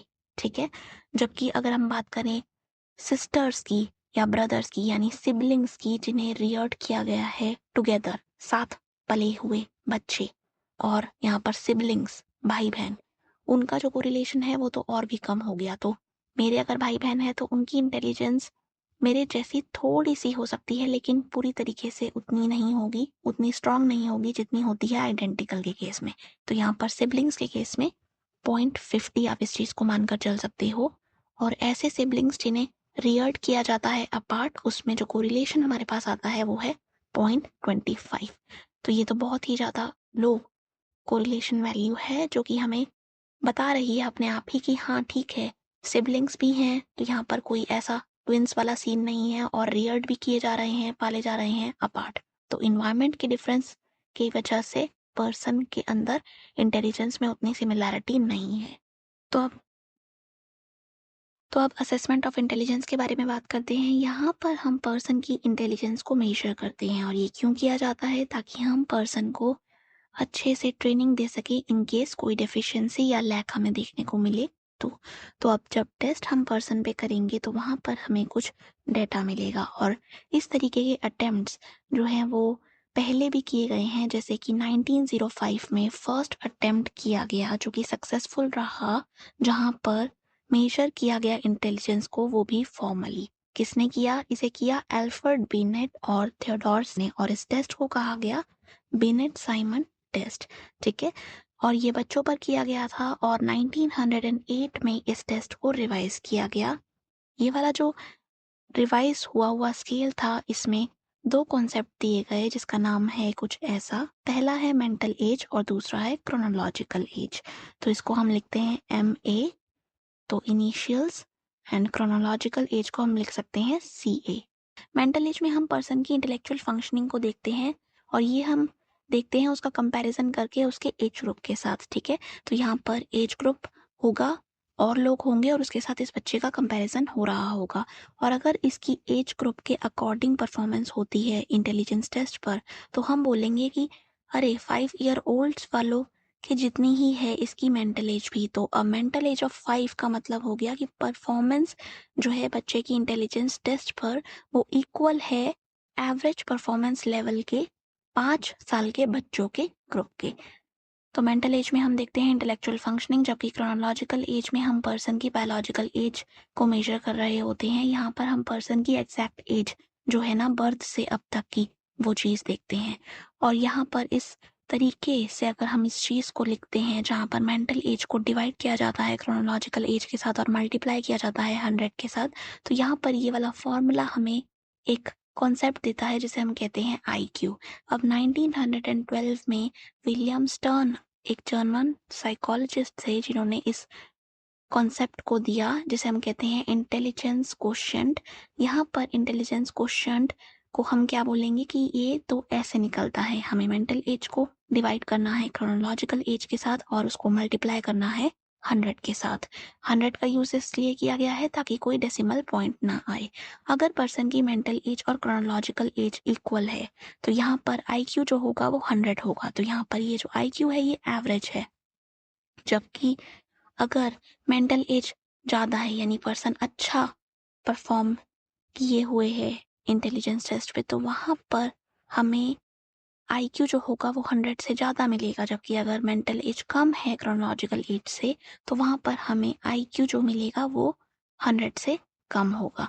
ठीक है, सो इस तरीके से हमें आईक्यू स्कोर मिलता है।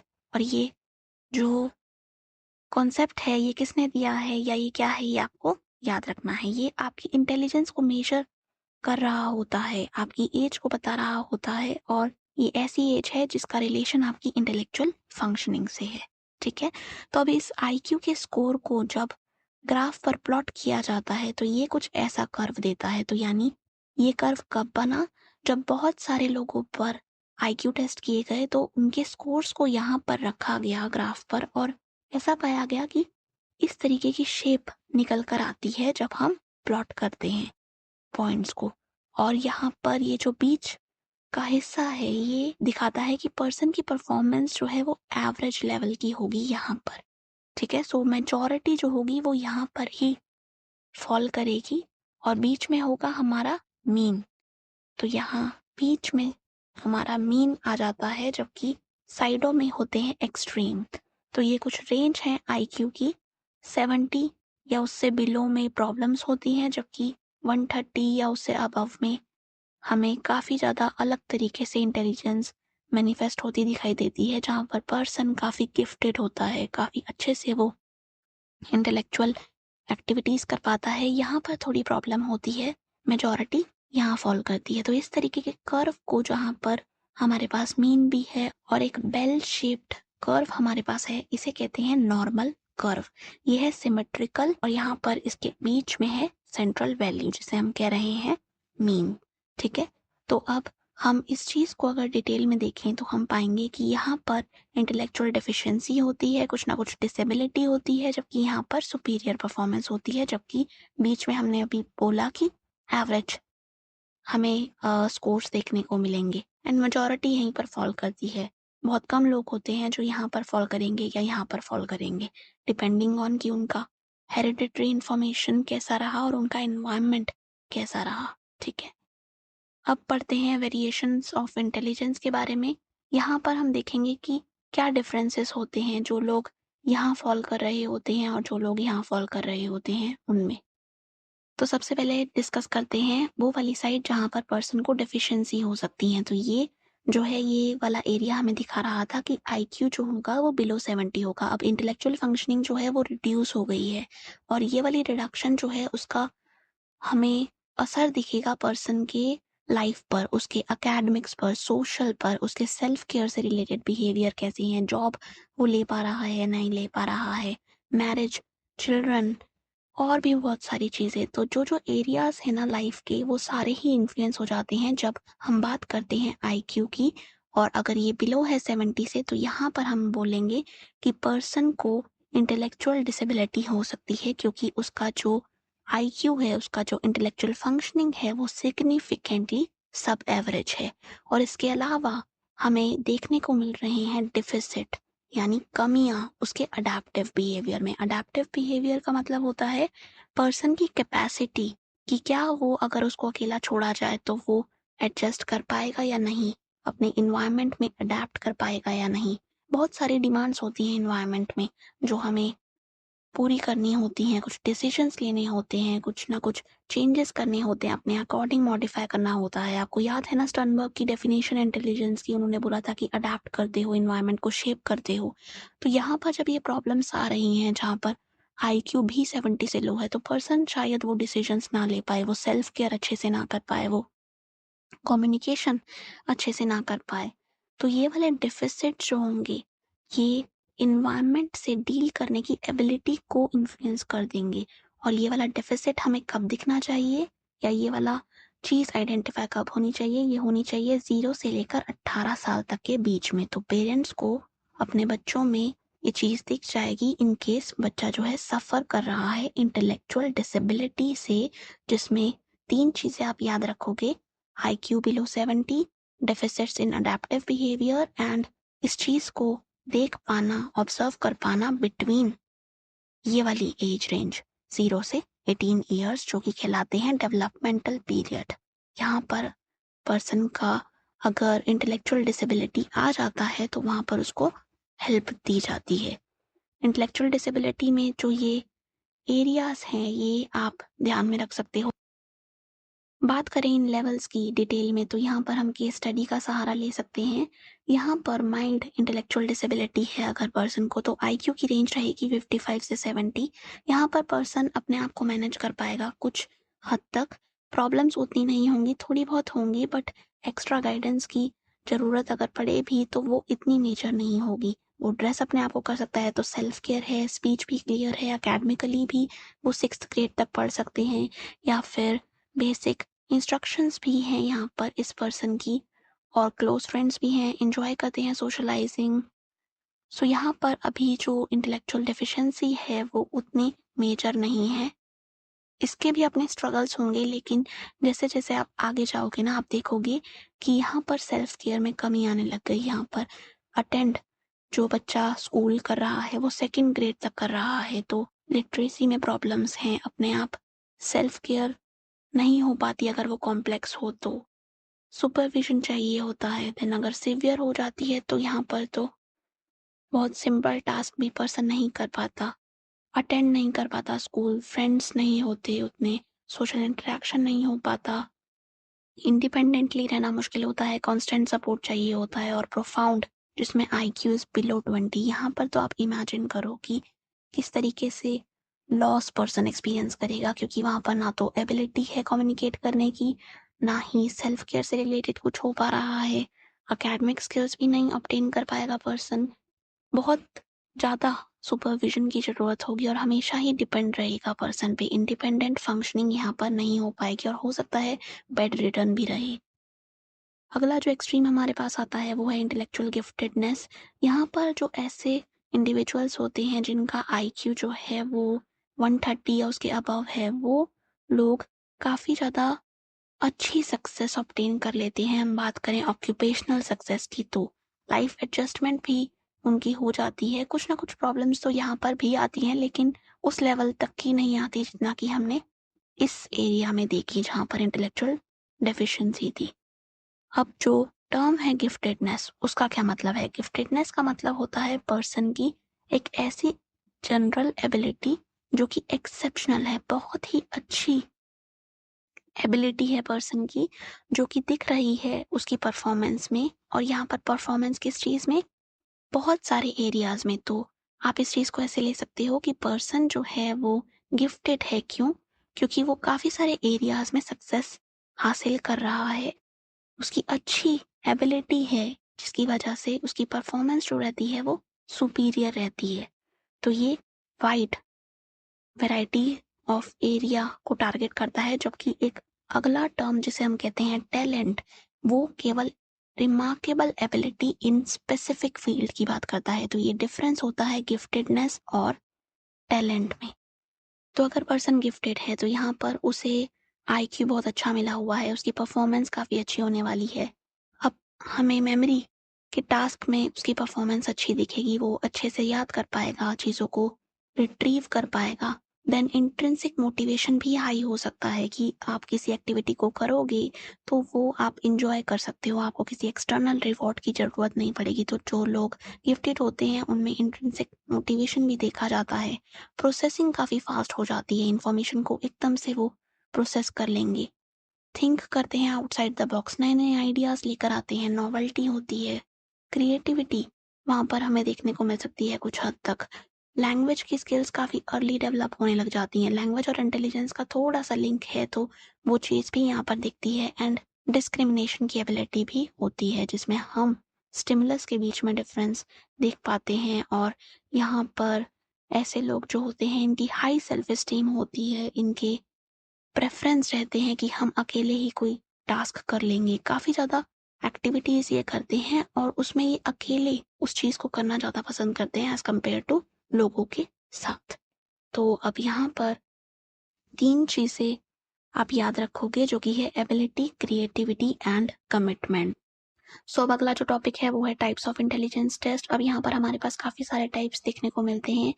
ये वाला क्लासिफिकेशन किया जा सकता है ऑन द बेसिस ऑफ कि कैसे उस टेस्ट को एडमिनिस्टर किया जा रहा है। क्या वो एक इंसान पर किया जा रहा है या वो एक ही टाइम पर मल्टीपल लोगों पर टेस्ट कंडक्ट किया जा रहा है। इसके अलावा क्या वो वर्बल है, उसके लिए आपको कुछ ना कुछ लिटरेसी चाहिए। वो परफॉर्मेंस टेस्ट तो नहीं है जहाँ पर आपको लिटरेसी की इतनी ज़रूरत नहीं है, या फिर वो किसी और टाइप का तो नहीं है। उसके अलावा हमारा ये भी एक बेस रहता है कि क्या हमारा टेस्ट किसी एक कल्चर को फेवर कर रहा है दूसरे को छोड़कर या नहीं। तो कल्चर को लेकर वो फेयर है या कल्चर को लेकर वो बायस्ड है। तो बात करते हैं इंडिविजुअल टेस्ट की। यहाँ पर एक टाइम पर एक ही पर्सन पर इंटेलिजेंस का टेस्ट किया जा सकता है। ये जब टेस्ट कंडक्ट किया जाता है तो पर्सन के साथ रेपो बनाने का टाइम मिल जाता है। रेपो मतलब आप पर्सन के साथ बैठते हो, बात करते हो, उसको कंफर्टेबल महसूस कराते हो, कुछ ना कुछ यहाँ पर आप ट्रस्ट स्टैब्लिश कर रहे होते हो, अटेंशन देते हो उसकी फीलिंग्स को लेकर, मूड कैसा है और वो कैसा बिहेव कर रहा है throughout this conduction. Then personalised approach रहती है। अगर वो कोई क्वेश्चन पूछे तो आप डायरेक्टली उस चीज़ को आंसर कर सकते हो। तो ये जो है ये 1 टू 1 बेसिस पर होता है। तो इंडिविजुअलाइज्ड रिस्पॉन्सेज आते हैं, डायरेक्ट इंटरेक्शन होता है। तो काफ़ी ज़्यादा अच्छा ये टेस्ट रहता है क्योंकि यहाँ पर सारी चीज़ें हो रही हैं वो वाली जिसके थ्रू हम जान सकते हैं कि एक्चुअल में पर्सन कैसे परफॉर्म कर रहा है टास्क पर। तो रैपिड जो है ये एक वर्ड है जिसके थ्रू आप ये याद कर सकते हो कि इंडिविजुअल टेस्ट में होता क्या है। बात करें ग्रुप टेस्ट की तो यहाँ पर एक इंडिविजुअल नहीं होता बल्कि मल्टीपल इंडिविजुअल्स पर टेस्ट किया जाता है। ये एक ग्रुप सेटिंग में होता है तो यहाँ पर साइमल्टेनियस एडमिनिस्ट्रेशन आपको देखने को मिलेगा कि सबको टेस्ट पकड़ा दिए। देन रिटन फॉर्मेट, क्योंकि एक एक बंदे पर जाकर उससे पूछो, उससे बात करो, वो चीज़ पॉसिबल नहीं है।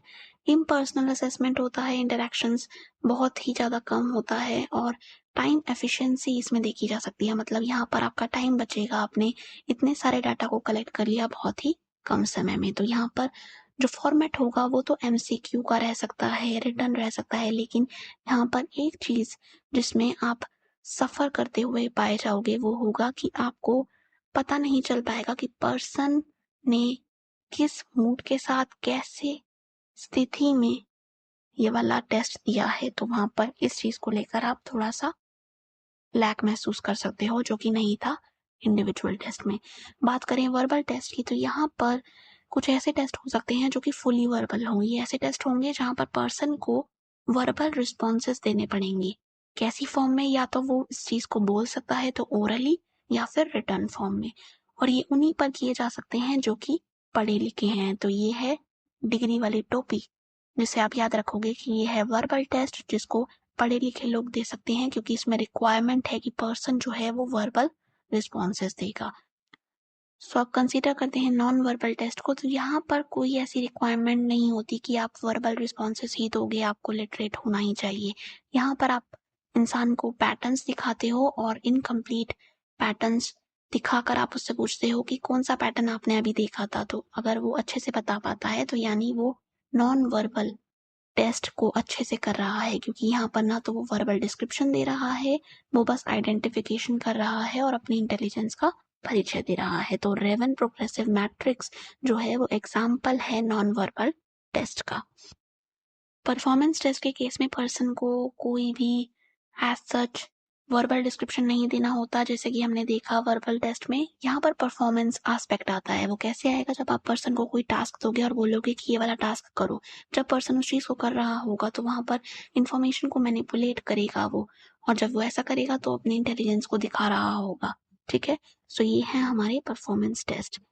एक और कैटेगरी आती है जिसे हम कहते हैं कल्चर से रिलेटेड कैटेगरी। यहाँ पर आप ये देखते हो कि हमारा इंटेलेक्चुअल फंक्शनिंग को चेक करता हुआ इंटेलिजेंस टेस्ट कहीं बायस्ड तो नहीं है। तो ये जो टर्म है ना बायस्ड, इसका मतलब ये है कि कहीं हमारा टेस्ट ऐसा तो नहीं कर रहा कि वो एक पर्टिकुलर कल्चर को बहुत फेवर कर रहा हो और दूसरे को थोड़ा सा ऐसे दिख रहा हो कि वहां पर वो एक्यूरेट स्कोर ना दे और डिस्क्रिमिनेशन करता हुआ पाया जाए। ठीक है, कल्चर बायस्ड टेस्ट में जो चीजें होंगी उसको आप याद रख सकते हो कल्चर वर्ड को याद करके। तो सबसे पहले वहां पर होंगे कल्चर डिपेंडेंट आइटम्स। यहाँ पर कल्चर जो कि है एक पर्टिकुलर उससे ही रिलेटेड आइटम्स आपने डाल दिए, तो अगर ये वाला टेस्ट किसी और के कल्चर में अप्लाई किया जाए तो वहां पर पर्सन समझ ही नहीं पाएगा कि ये आइटम है क्या, ये क्वेश्चन है क्या, मैं इसे कैसे आंसर करूंगा, और जो उसके स्कोर आएंगे वो ऑटोमेटिकली लो हो जाएंगे। तो ये कल्चर डिपेंडेंट आइटम्स को लिए हुए हो सकता है। देन इसमें अर्बन या मिडिल क्लास बायस आ सकता है, इकोनॉमिक क्लास यहाँ पर हो सकती है इन्वॉल्व। देन कल्चरल पर्सपेक्टिव तो थोड़ा सा लिमिटेड ही रहता है क्योंकि यहाँ पर आप कंसीडर नहीं कर पा रहे हो दूसरे के कल्चर को, उसके नॉर्म्स को, उसके और एरियाज को जो कि उस कल्चर के लिए रिलेवेंट हैं। देन आता है अगला पॉइंट जिसमें हम टेस्ट के नॉर्म्स की बातें कर रहे हैं। तो नॉर्म्स मतलब पर्सन के टेस्ट में जो स्कोर आया है, जब उस पर्सन के टेस्ट के स्कोर को किसी और से कंपेयर किया जाएगा तो ऐसे में वो कंपैरिजन जो है वो जस्टिफाइड होना चाहिए। वो ऐसा नहीं होना चाहिए कि अच्छा इंडियन कल्चर में आप टेस्ट कर रहे हो लेकिन नॉर्म्स जो है वो या जो डेटा है आपके पास वो वेस्टर्न कल्चर का है। इससे तो आपको एक्यूरेट स्कोर मिलेगा ही नहीं उस कल्चर का, क्योंकि पर्सन ने तो अपने अकॉर्डिंग अपने कल्चर के अकॉर्डिंग रिस्पॉन्स किए हैं, लेकिन नॉर्म्स यानी कंपैरिजन का जो रेफरेंस पॉइंट है वो थोड़ा सा अलग है। देन अंडर रिप्रेजेंटेटिव होते हैं, डाइवर्स कल्चर को नहीं दिखा पाते ऐसे टेस्ट। ये रिफ्लेक्ट करते हैं बायसेस। यहाँ पर स्कोरिंग में भी बायस आ सकता है, किसी भी चीज में यहाँ पर बायस आ सकता है। आइटम्स के केस में हमने बायस ऑलरेडी देख लिया है। देन ये डाइवर्सिटी को नहीं समझ पाता, एक्सक्लूड कर देता है। तो ये एक ऐसा कल्चरल बायस्ड टेस्ट हो सकता है जो कि एक्यूरेट रिप्रेजेंटेशन शायद ना दे। जबकि कल्चर फेयर टेस्ट में आप देखते हो कि आप यहाँ पर अंडरस्टैंड कर सकते हो डाइवर्स पर्सपेक्टिव्स को। ये एक ऐसा टेस्ट है जो डिफरेंट कल्चर्स पर लगाया जा सकता है, इसे अडेप्ट इस तरीके से किया गया है। ये डिस्क्रिमिनेशन नहीं करता, ये ऐसे स्कोर्स नहीं बनाता जिसमें पर्सन जो है वो ऑटोमेटिकली बहुत लो चीज ऑब्टेन करे, ऑल्दो उसकी गलती नहीं है, उसकी फंक्शनिंग ऐसी नहीं है, बट टेस्ट में कोई प्रॉब्लम है। देन ये कल्चर फेयर टेस्ट जो होते हैं ये इंक्लूसिव होते हैं, ये लेकर चलते हैं सबको साथ, और यहाँ पर ये टेलर्ड होते हैं टू कॉमन एक्सपीरियंसेस। तो समझ पाते हैं दूसरे कल्चर को, उसके प्रेफरेंसेस को, उसके नॉर्म्स को। तो यहाँ पर ये अच्छे रिजल्ट यानी फेयर रिजल्ट्स को यील्ड करते हैं। तो यूनिटी वर्ड से आप याद रखोगे कल्चर फेयर टेस्ट के कैरेक्टरिस्टिक्स को। तो इसी के साथ हमारी कैटेगराइजेशन होती है पूरी। अब बात करते हैं हम इंटेलिजेंस टेस्ट के यूजेस की। तो यहाँ पर ये थम्स अप हमें दिखा रहा है कि कई सारे पर्पस यहाँ पर इंटेलिजेंस टेस्ट अदा करते हैं। सबसे पहला है सिलेक्शन। यहाँ पर आप इस चीज का यूज करके लोगों को सिलेक्ट कर सकते हो, जॉब में, इंस्टीट्यूशंस में या फिर आर्मी में। ठीक है। देन काउंसलिंग में भी इंटेलिजेंस टेस्ट यूज होते हैं, जहाँ पर आप ये देखते हो कि पर्सन में कोई डिफिशियंसी तो नहीं है या फिर कोई प्रॉब्लम तो नहीं है जिसके लिए उसे हेल्प दी जाए। गाइडेंस के लिए भी इंटेलिजेंस टेस्ट का यूज होता है। Then self analysis, if you want to know about yourself, your own intelligence, because वहां पर आप डिसीजंस उसके अकॉर्डिंग ले सकते हो, अपने करियर के, अपने लाइफ के। एंड फाइनली डायग्नोसिस, तो यहाँ पर वही चीज की पर्सन के साथ कोई प्रॉब्लम तो नहीं है। मैं बात कर रही हूँ मानसिक बीमारियों की। तो इतने सारे यूजेस जो हैं वो इंटेलिजेंस टेस्ट के होते हैं और ये डेफिनेटली थम्स अप के लायक हैं। अरे ये क्या, यहाँ पर तो शायद कुछ प्रॉब्लम है, कहीं इंटेलिजेंस टेस्ट का मिसयूज तो नहीं हो रहा। हो सकता है। कैसे होता है मिसयूज? यहाँ पर अगर पर्सन की पुअर परफॉर्मेंस है किसी इंटेलिजेंस टेस्ट पर, उसका स्कोर जो है वो लो आया है, तो वहां पर अगर आप उसके साथ स्टिग्मा अटैच कर दोगे, कैसे करोगे? अगर आप उसको लैंग्वेज के थ्रू ये कम्युनिकेट करोगे कि अरे यार तुम्हारे तो स्कोर्स ही गंदे आए हैं, तुम तो अकल से कम हो और स्टूपिड हो, इस तरीके के लेबल्स, तो यानी आप पर्सन को अब अलग नज़रिए से देख रहे हो, वैसे नहीं जैसे आप उससे पहले देखते थे, तो यहाँ पर स्टिग्मा अटैच हो जाएगा और अगर उसके अंदर कोई डेफिशिएंसी जेन्युइनली भी हुई, तब भी वो बाहर हेल्प लेने नहीं आएगा क्योंकि वो सोचेगा कि ये तो मुझे जज करेंगे। अब यहाँ पर ये जो पुअर परफॉर्मेंस है ये इसीलिए हो सकती है क्योंकि कोई ना कोई एक्सटर्नल वेरिएबल वहाँ पर था इन्फ्लुएंस करने के लिए, या फिर वहाँ पर नॉर्म्स जो थे वो आपने वेस्टर्न कल्चर से लेकर इंडियन कल्चर पर लगा दिए, या फिर टेस्ट में ही कोई कमी थी, आइटम्स जो थे वो कल्चरली सेंसिटिव नहीं थे, या फिर रिप्रेजेंटेशन जो है वो समझ नहीं आई। तो इस तरीके का स्टिग्मेटाइजेशन जो है वो बिल्कुल भी अच्छा नहीं है क्योंकि ये पर्सन की सेल्फ रिस्पेक्ट से लेकर उसकी अपने आप को लेकर इमेज तक को हानि पहुंचा सकता है। देन कई बार टेस्ट ऐसे होते हैं कि वो डिस्क्रिमिनेशन प्रैक्टिसेस को इनवाइट करते हैं। अब कोई बच्चा है जो अच्छा टेस्ट कर कर आया है, उसने अच्छे स्कोर्स हासिल किए, जबकि उसी घर का अगर दूसरा बच्चा सेम टेस्ट दे रहा है तो वो डिफरेंट स्कोर लेकर आ रहा है जो कि शायद हो सकता है थोड़ा कम हो।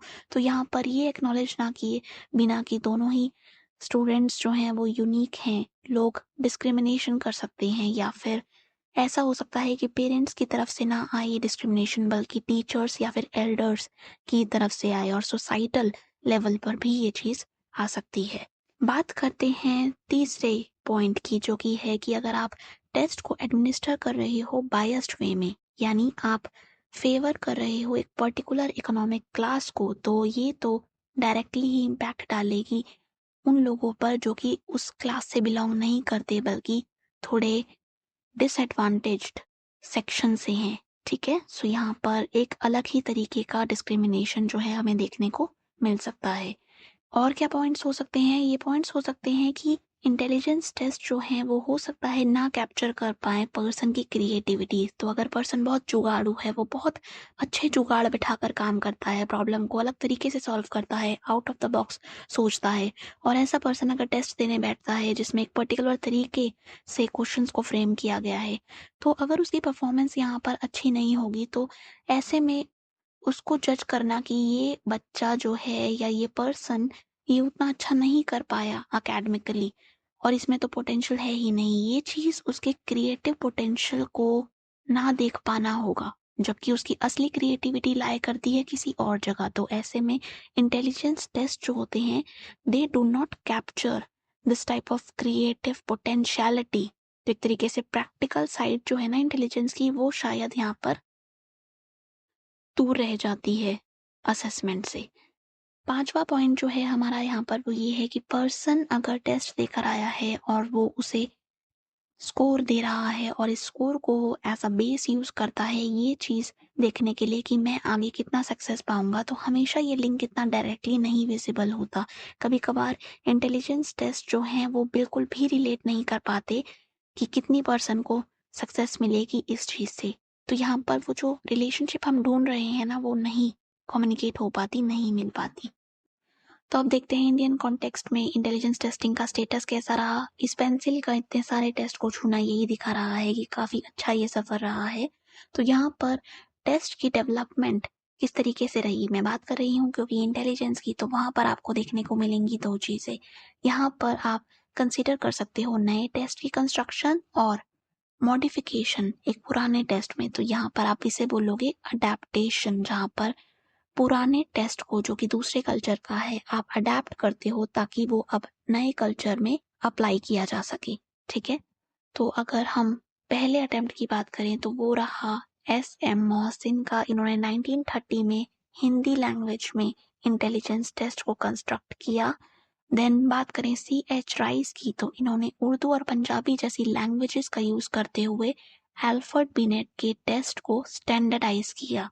तो यहाँ पर नॉर्म्स को बनाया गया।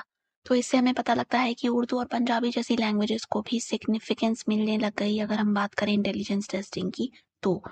और अब हमारे सामने है ये कुछ वेस्टर्न कल्चर में दिए जाने वाले टेस्ट। अब ये वेस्टर्न कल्चर के हैं तो इनके जो नॉर्म्स होंगे यानी ऐसे स्कोर्स जिसको हम as a base as a reference use करेंगे अपने स्कोर्स को कंपेयर करने के लिए, तो वहां पर ये सारा ही वेस्ट का मटेरियल चेंज किया गया। कैसे? यहाँ पर इन टेस्ट के नए नॉर्म्स बनाए गए, ये इंडियन कल्चर के अकॉर्डिंग थे। तो यहाँ पर अब इन वेस्टर्न टेस्ट को हम अप्लाई कर सकते थे हमारे कल्चर पर। नॉर्म्स में चेंजेस के अलावा भी इंडिया जो है वो कंट्रीब्यूट कर रहा था। कैसे? ये टेबल उस चीज़ का उदाहरण है। यहाँ पर 2 कैटेगरीज़ हैं, वर्बल टेस्ट की और परफॉर्मेंस टेस्ट की।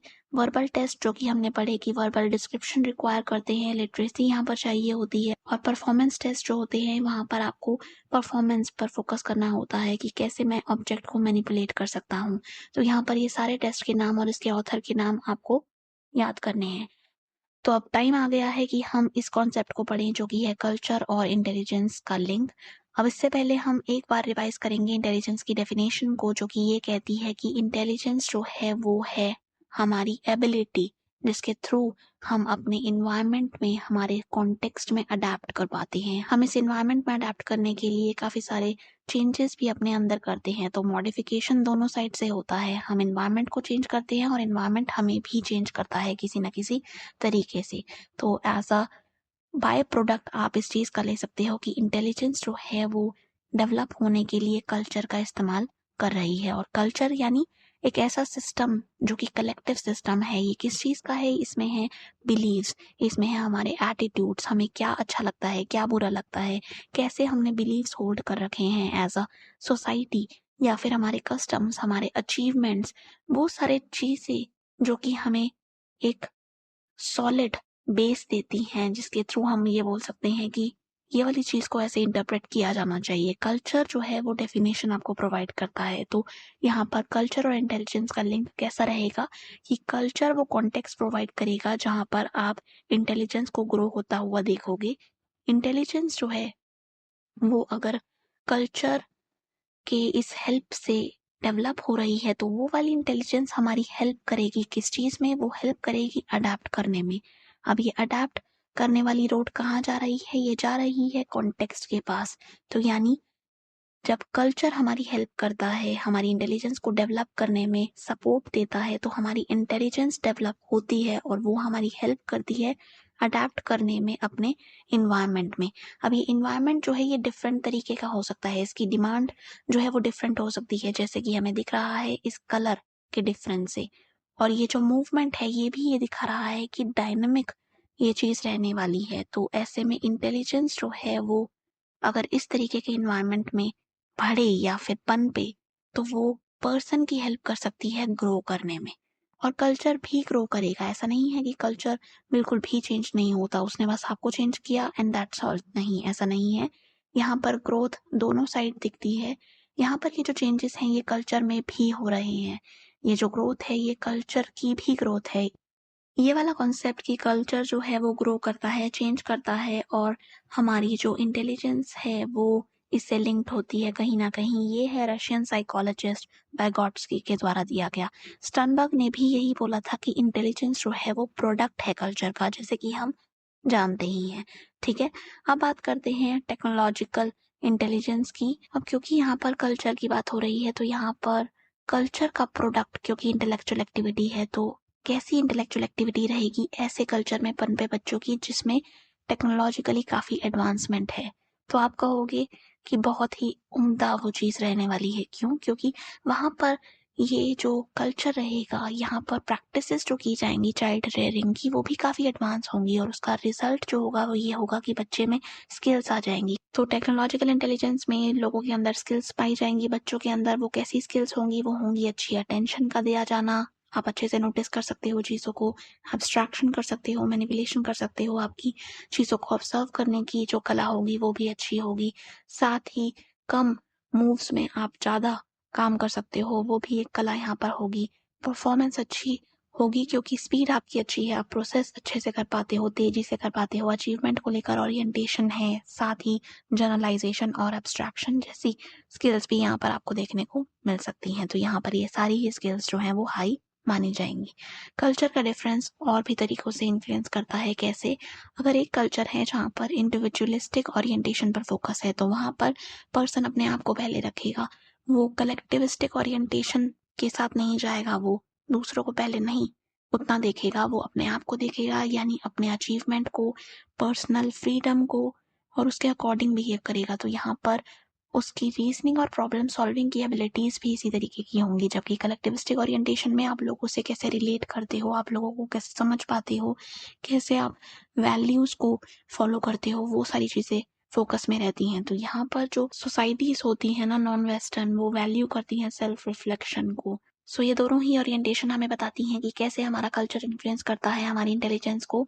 बात करें स्पेसिफिकली इंडियन कल्चर की, तो इंडियन कल्चर में टेक्नोलॉजिकल इंटेलिजेंस के कॉन्ट्रैरी कुछ होता है। वो क्या होता है? वो है इंटीग्रल इंटेलिजेंस। अब यहाँ पर इंटीग्रल इंटेलिजेंस जो है, एक ऐसी इंटेलिजेंस है जिसमें हम 3 चीज़ों को लेकर चलते हैं। यहाँ पर हम मेंशन करेंगे बुद्धि वर्ड का।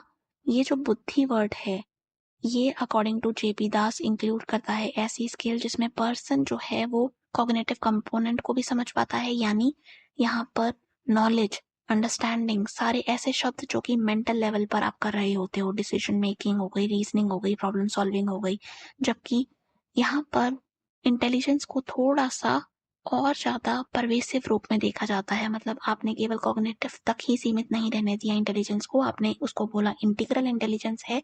तो यानी उसमें ये 2 एस्पेक्ट भी इंक्लूड होंगे। अफेक्टिव कंपोनेंट में आ जाएगा पर्सन की फीलिंग, दूसरों की फीलिंग्स, दूसरों के एक्शंस, ओपिनियंस, ठीक है? सो यहाँ पर आप क्योंकि दूसरों को भी इन्वॉल्व कर रहे हो तो वो हो गया अफेक्टिव कंपोनेंट। तो यहाँ पर इमोशंस जो हैं वो इन्वॉल्व है। साथ ही मोटिवेशनल कंपोनेंट भी यहाँ पर हमें देखने को मिलता है, जहाँ पर हमें पर्सन के दूसरों से रिलेट होने के इस स्किल के बारे में पता लगता है कि कैसे वो दूसरों के साथ सामंजस्य बना पाता है और रिसोर्सेस का अच्छे से इस्तेमाल करता है जो कि उसे मिले हुए हैं। तो वेस्टर्न अप्रोच में कॉग्निटिव कंपोनेंट पर ज़्यादा फोकस था। प्रॉब्लम सॉल्विंग की बात कर लो, डिसीजन की बात कर लो या फिर रीजनिंग की बात कर लो, इंटेलिजेंस को बस वैसे ही देखा जाएगा। लेकिन इंडियन कल्चर में इंटीग्रल इंटेलिजेंस में आप इन तीनों चीज़ों को कंबाइन करते हो। कॉग्निटिव कंपोनेंट तो है ही, साथ ही मोटिवेशनल और अफेक्टिव भी है। और इसी के साथ ही ये जो इंटीग्रल इंटेलिजेंस है, इसका स्कोप जो है वो परवेसिव हो जाता है। मतलब काफ़ी ज़्यादा वाइड इसका जो है वो रेंज रहती है। और अब हम पढ़ेंगे कॉम्पिटेंसीज के बारे में कि कैसे यहाँ पर इंटेलिजेंस को देखा जाता है इंडियन ट्रेडिशन में। क्या क्या कॉम्पिटेंसीज पाई जाती हैं इंडिविजुअल में। सो सबसे पहले हमारे पास है कॉग्निटिव कैपेसिटी। तो यहाँ पर पर्सन प्रॉब्लम सॉल्विंग कर पाता है, कम्युनिकेशन अच्छे से कर पाता है, वो कॉन्टेक्स्ट को समझ पाता है, अपने अराउंड जो चीज़ें हो रही हैं उसकी अंडरस्टैंडिंग उसे हो पाती है, डिस्क्रिमिनेशन कर पाता है कि कैसे 2 स्टिमुलस एक दूसरे से भिन्न हैं, उनके क्या फीचर्स हैं जो उन्हें भिन्न बना रहे हैं। ठीक है, सो ये है कॉग्निटिव कैपेसिटी। काफ़ी ज़्यादा मेंटल प्रोसेसेस आप यहाँ यूज़ कर रहे हो। बात करें सोशल कॉम्पिटेंस की, तो यहाँ पर आप अपने आप को देखते हो लेकिन दूसरों को भी आप अपने साथ रखते हो। तो यहाँ पर आप रिस्पेक्ट करते हो सोशल ऑर्डर की। आपका जो एल्डर्स के प्रति बिहेवियर है वो कमिटमेंट को दिखाता है, दूसरों की हेल्प करना, कंसर्न दिखाना, तो कंसिडरेशन से लेकर रिकॉग्नाइज कर पाना दूसरों के पर्सपेक्टिव का, ये सारी स्किल आ जाती हैं सोशल कॉम्पिटेंस के अंदर। बात करें इमोशनल कॉम्पिटेंस की, तो यहाँ पर आप इमोशंस को समझ पाते हो। अपने इमोशंस को समझने के लिए आपको करना होता है सेल्फ रिफ्लेक्शन। तो यहाँ पर जो फोकस रहता है वो रहेगा सेल्फ एनालिसिस पर, सेल्फ रेगुलेशन पर, मॉनिटरिंग पर। क्योंकि अगर इमोशंस को मॉनिटर ही नहीं करोगे तो कैसे उन चीज़ों को समझ पाओगे जो आपको फील हो रही हैं। देन वैल्यूज़ पर भी इस चीज़ का फोकस है, जहाँ पर आप ऑनेस्टी या फिर गुड कंडक्ट, मॉरल कंडक्ट, उन चीज़ों को देखते हो। पोलाइटनेस, हम्बल नेचर, ह्यूमिलिटी, वो सारी चीज़ें आ जाती हैं इमोशनल कॉम्पिटेंस के अंदर। तो आपको यहाँ पर दिख रहा है कि कैसे यहाँ पर कॉग्निटिव एस्पेक्ट भी इंक्लूड है, इमोशनल एस्पेक्ट भी एंड सोसाइटी भी। सो लास्ट जो कॉम्पिटेंसी आती है उसमें आप एंटरप्रेन्योरियल कॉम्पिटेंस के बारे में बात करते हो, जहाँ पर आप हार्ड वर्क, अपने गोल को लेकर काफ़ी ज़्यादा कमिटमेंट, उसके टूवर्ड्स जाता हुआ बिहेवियर, विजिलेंस, अलर्टनेस, परसिस्टेंट की लगे रहो काम में, वो सारी चीज़ें देखते हो। तो ये सारी ही चीज़ें कंबाइंड होकर कॉम्पिटेंसीज कहलाती हैं जो हमें देखने को मिलती है इंडियन ट्रेडिशन में जब हम बात करते हैं इंटेलिजेंस की। तो अब बात करते हैं अगले टॉपिक की, ये है इमोशनल इंटेलिजेंस। अब इमोशनल इंटेलिजेंस का जो मेजर फोकस होगा वो इमोशंस पर होगा। तो यहाँ पर ये जो व्हील है ये इमोशंस को ही दिखा रही है, लेकिन यहाँ पर ये जो व्हील है ये तो रुक ही नहीं रही है। ये क्यों नहीं रुक रही है, आई डोंट नो। और अब ये शायद रुकेगी एंड फाइनली।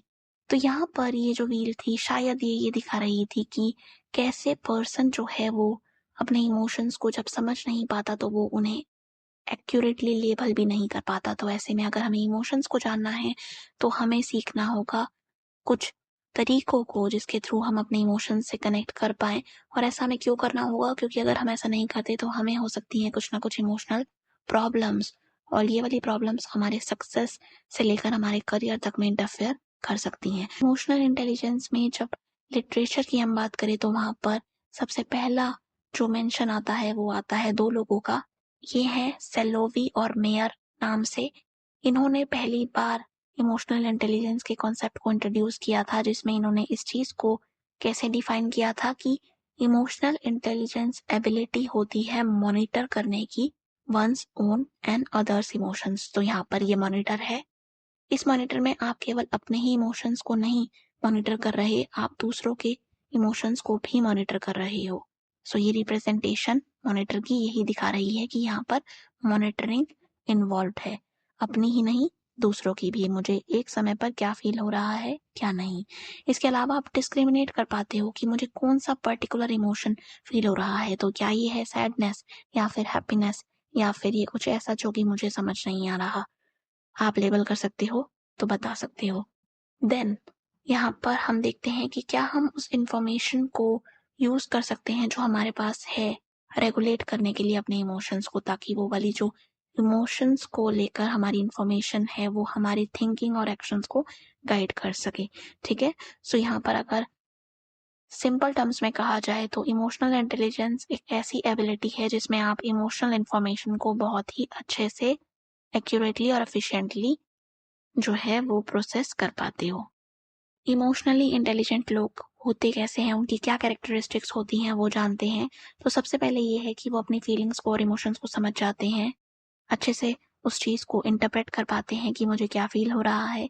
देन दूसरों के इमोशंस को भी वो जान लेते हैं। वो कैसे जान पाते हैं? दूसरों के वर्बल डिस्क्रिप्शन को सुनकर या फिर उनकी टोन को देखकर कि अब टोन में थोड़ा सा बदलाव आया है। लैंग्वेज उनकी जो है, बॉडी लैंग्वेज की बात कर रही हूँ मैं।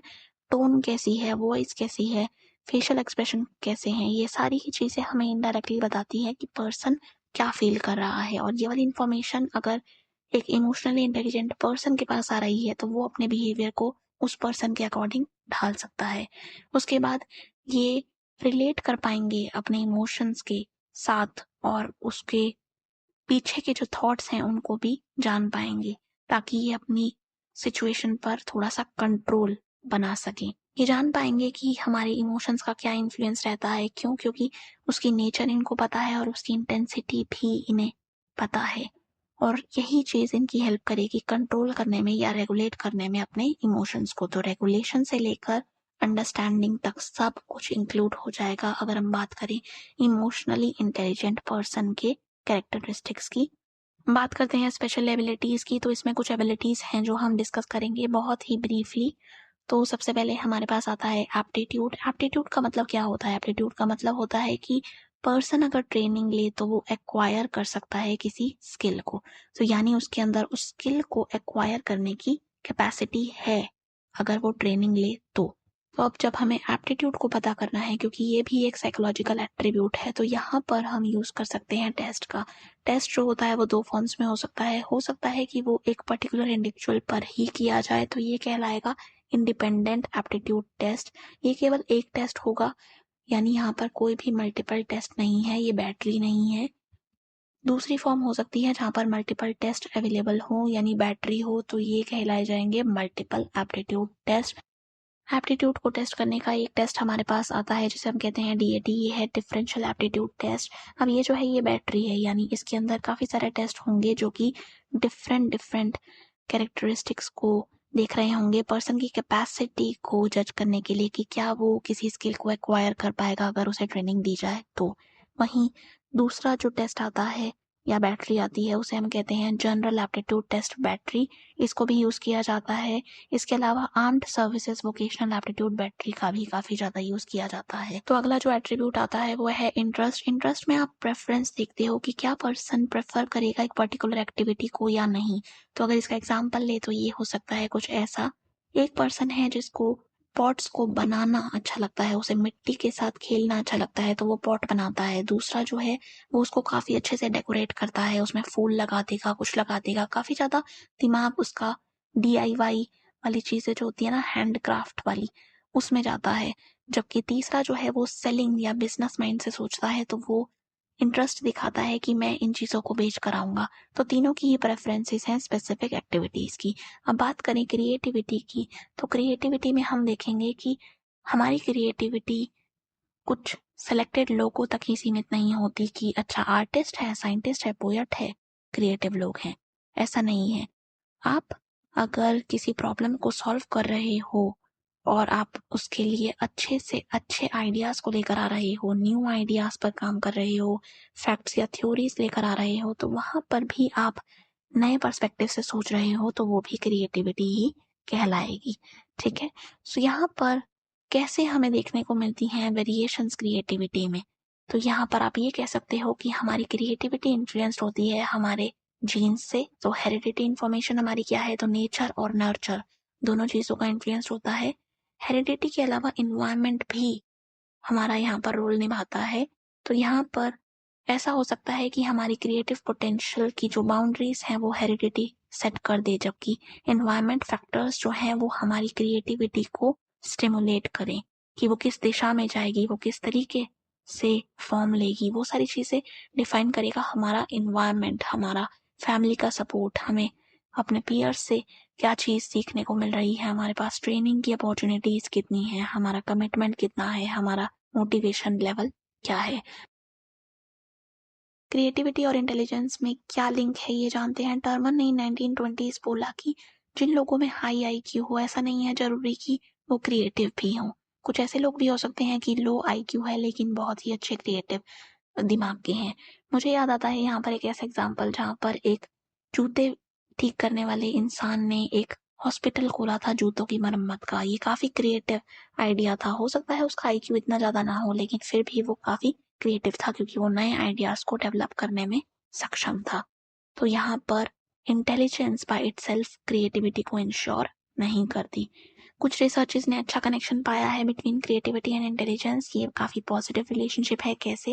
इन्होंने बोला है कि अगर पर्सन क्रिएटिव एक्ट करता है तो यहाँ पर कुछ ना कुछ मिनिमम एबिलिटी तो चाहिए होगी ना, कि कैसे उसने नॉलेज को एक्वायर किया, कैसे उसने उस चीज को मैनिपुलेट किया, कॉम्प्रिहेंड किया, समझा, फिर अपने दिमाग में रखा भी और जब जरूरत हुई तो निकाला भी। तो यहाँ पर सारा जो ये कॉग्निटिव ऑपरेशन रहा है ये होना ही था अगर पर्सन क्रिएटिव एक्ट करता तो यानी मिनिमम अमाउंट ऑफ इंटेलिजेंस तो रिक्वायर्ड रहेगी क्रिएटिविटी के लिए, लेकिन उसके बियॉन्ड क्रिएटिविटी का इंटेलिजेंस के साथ कोई एज सच बहुत अच्छा रिलेशनशिप नहीं है।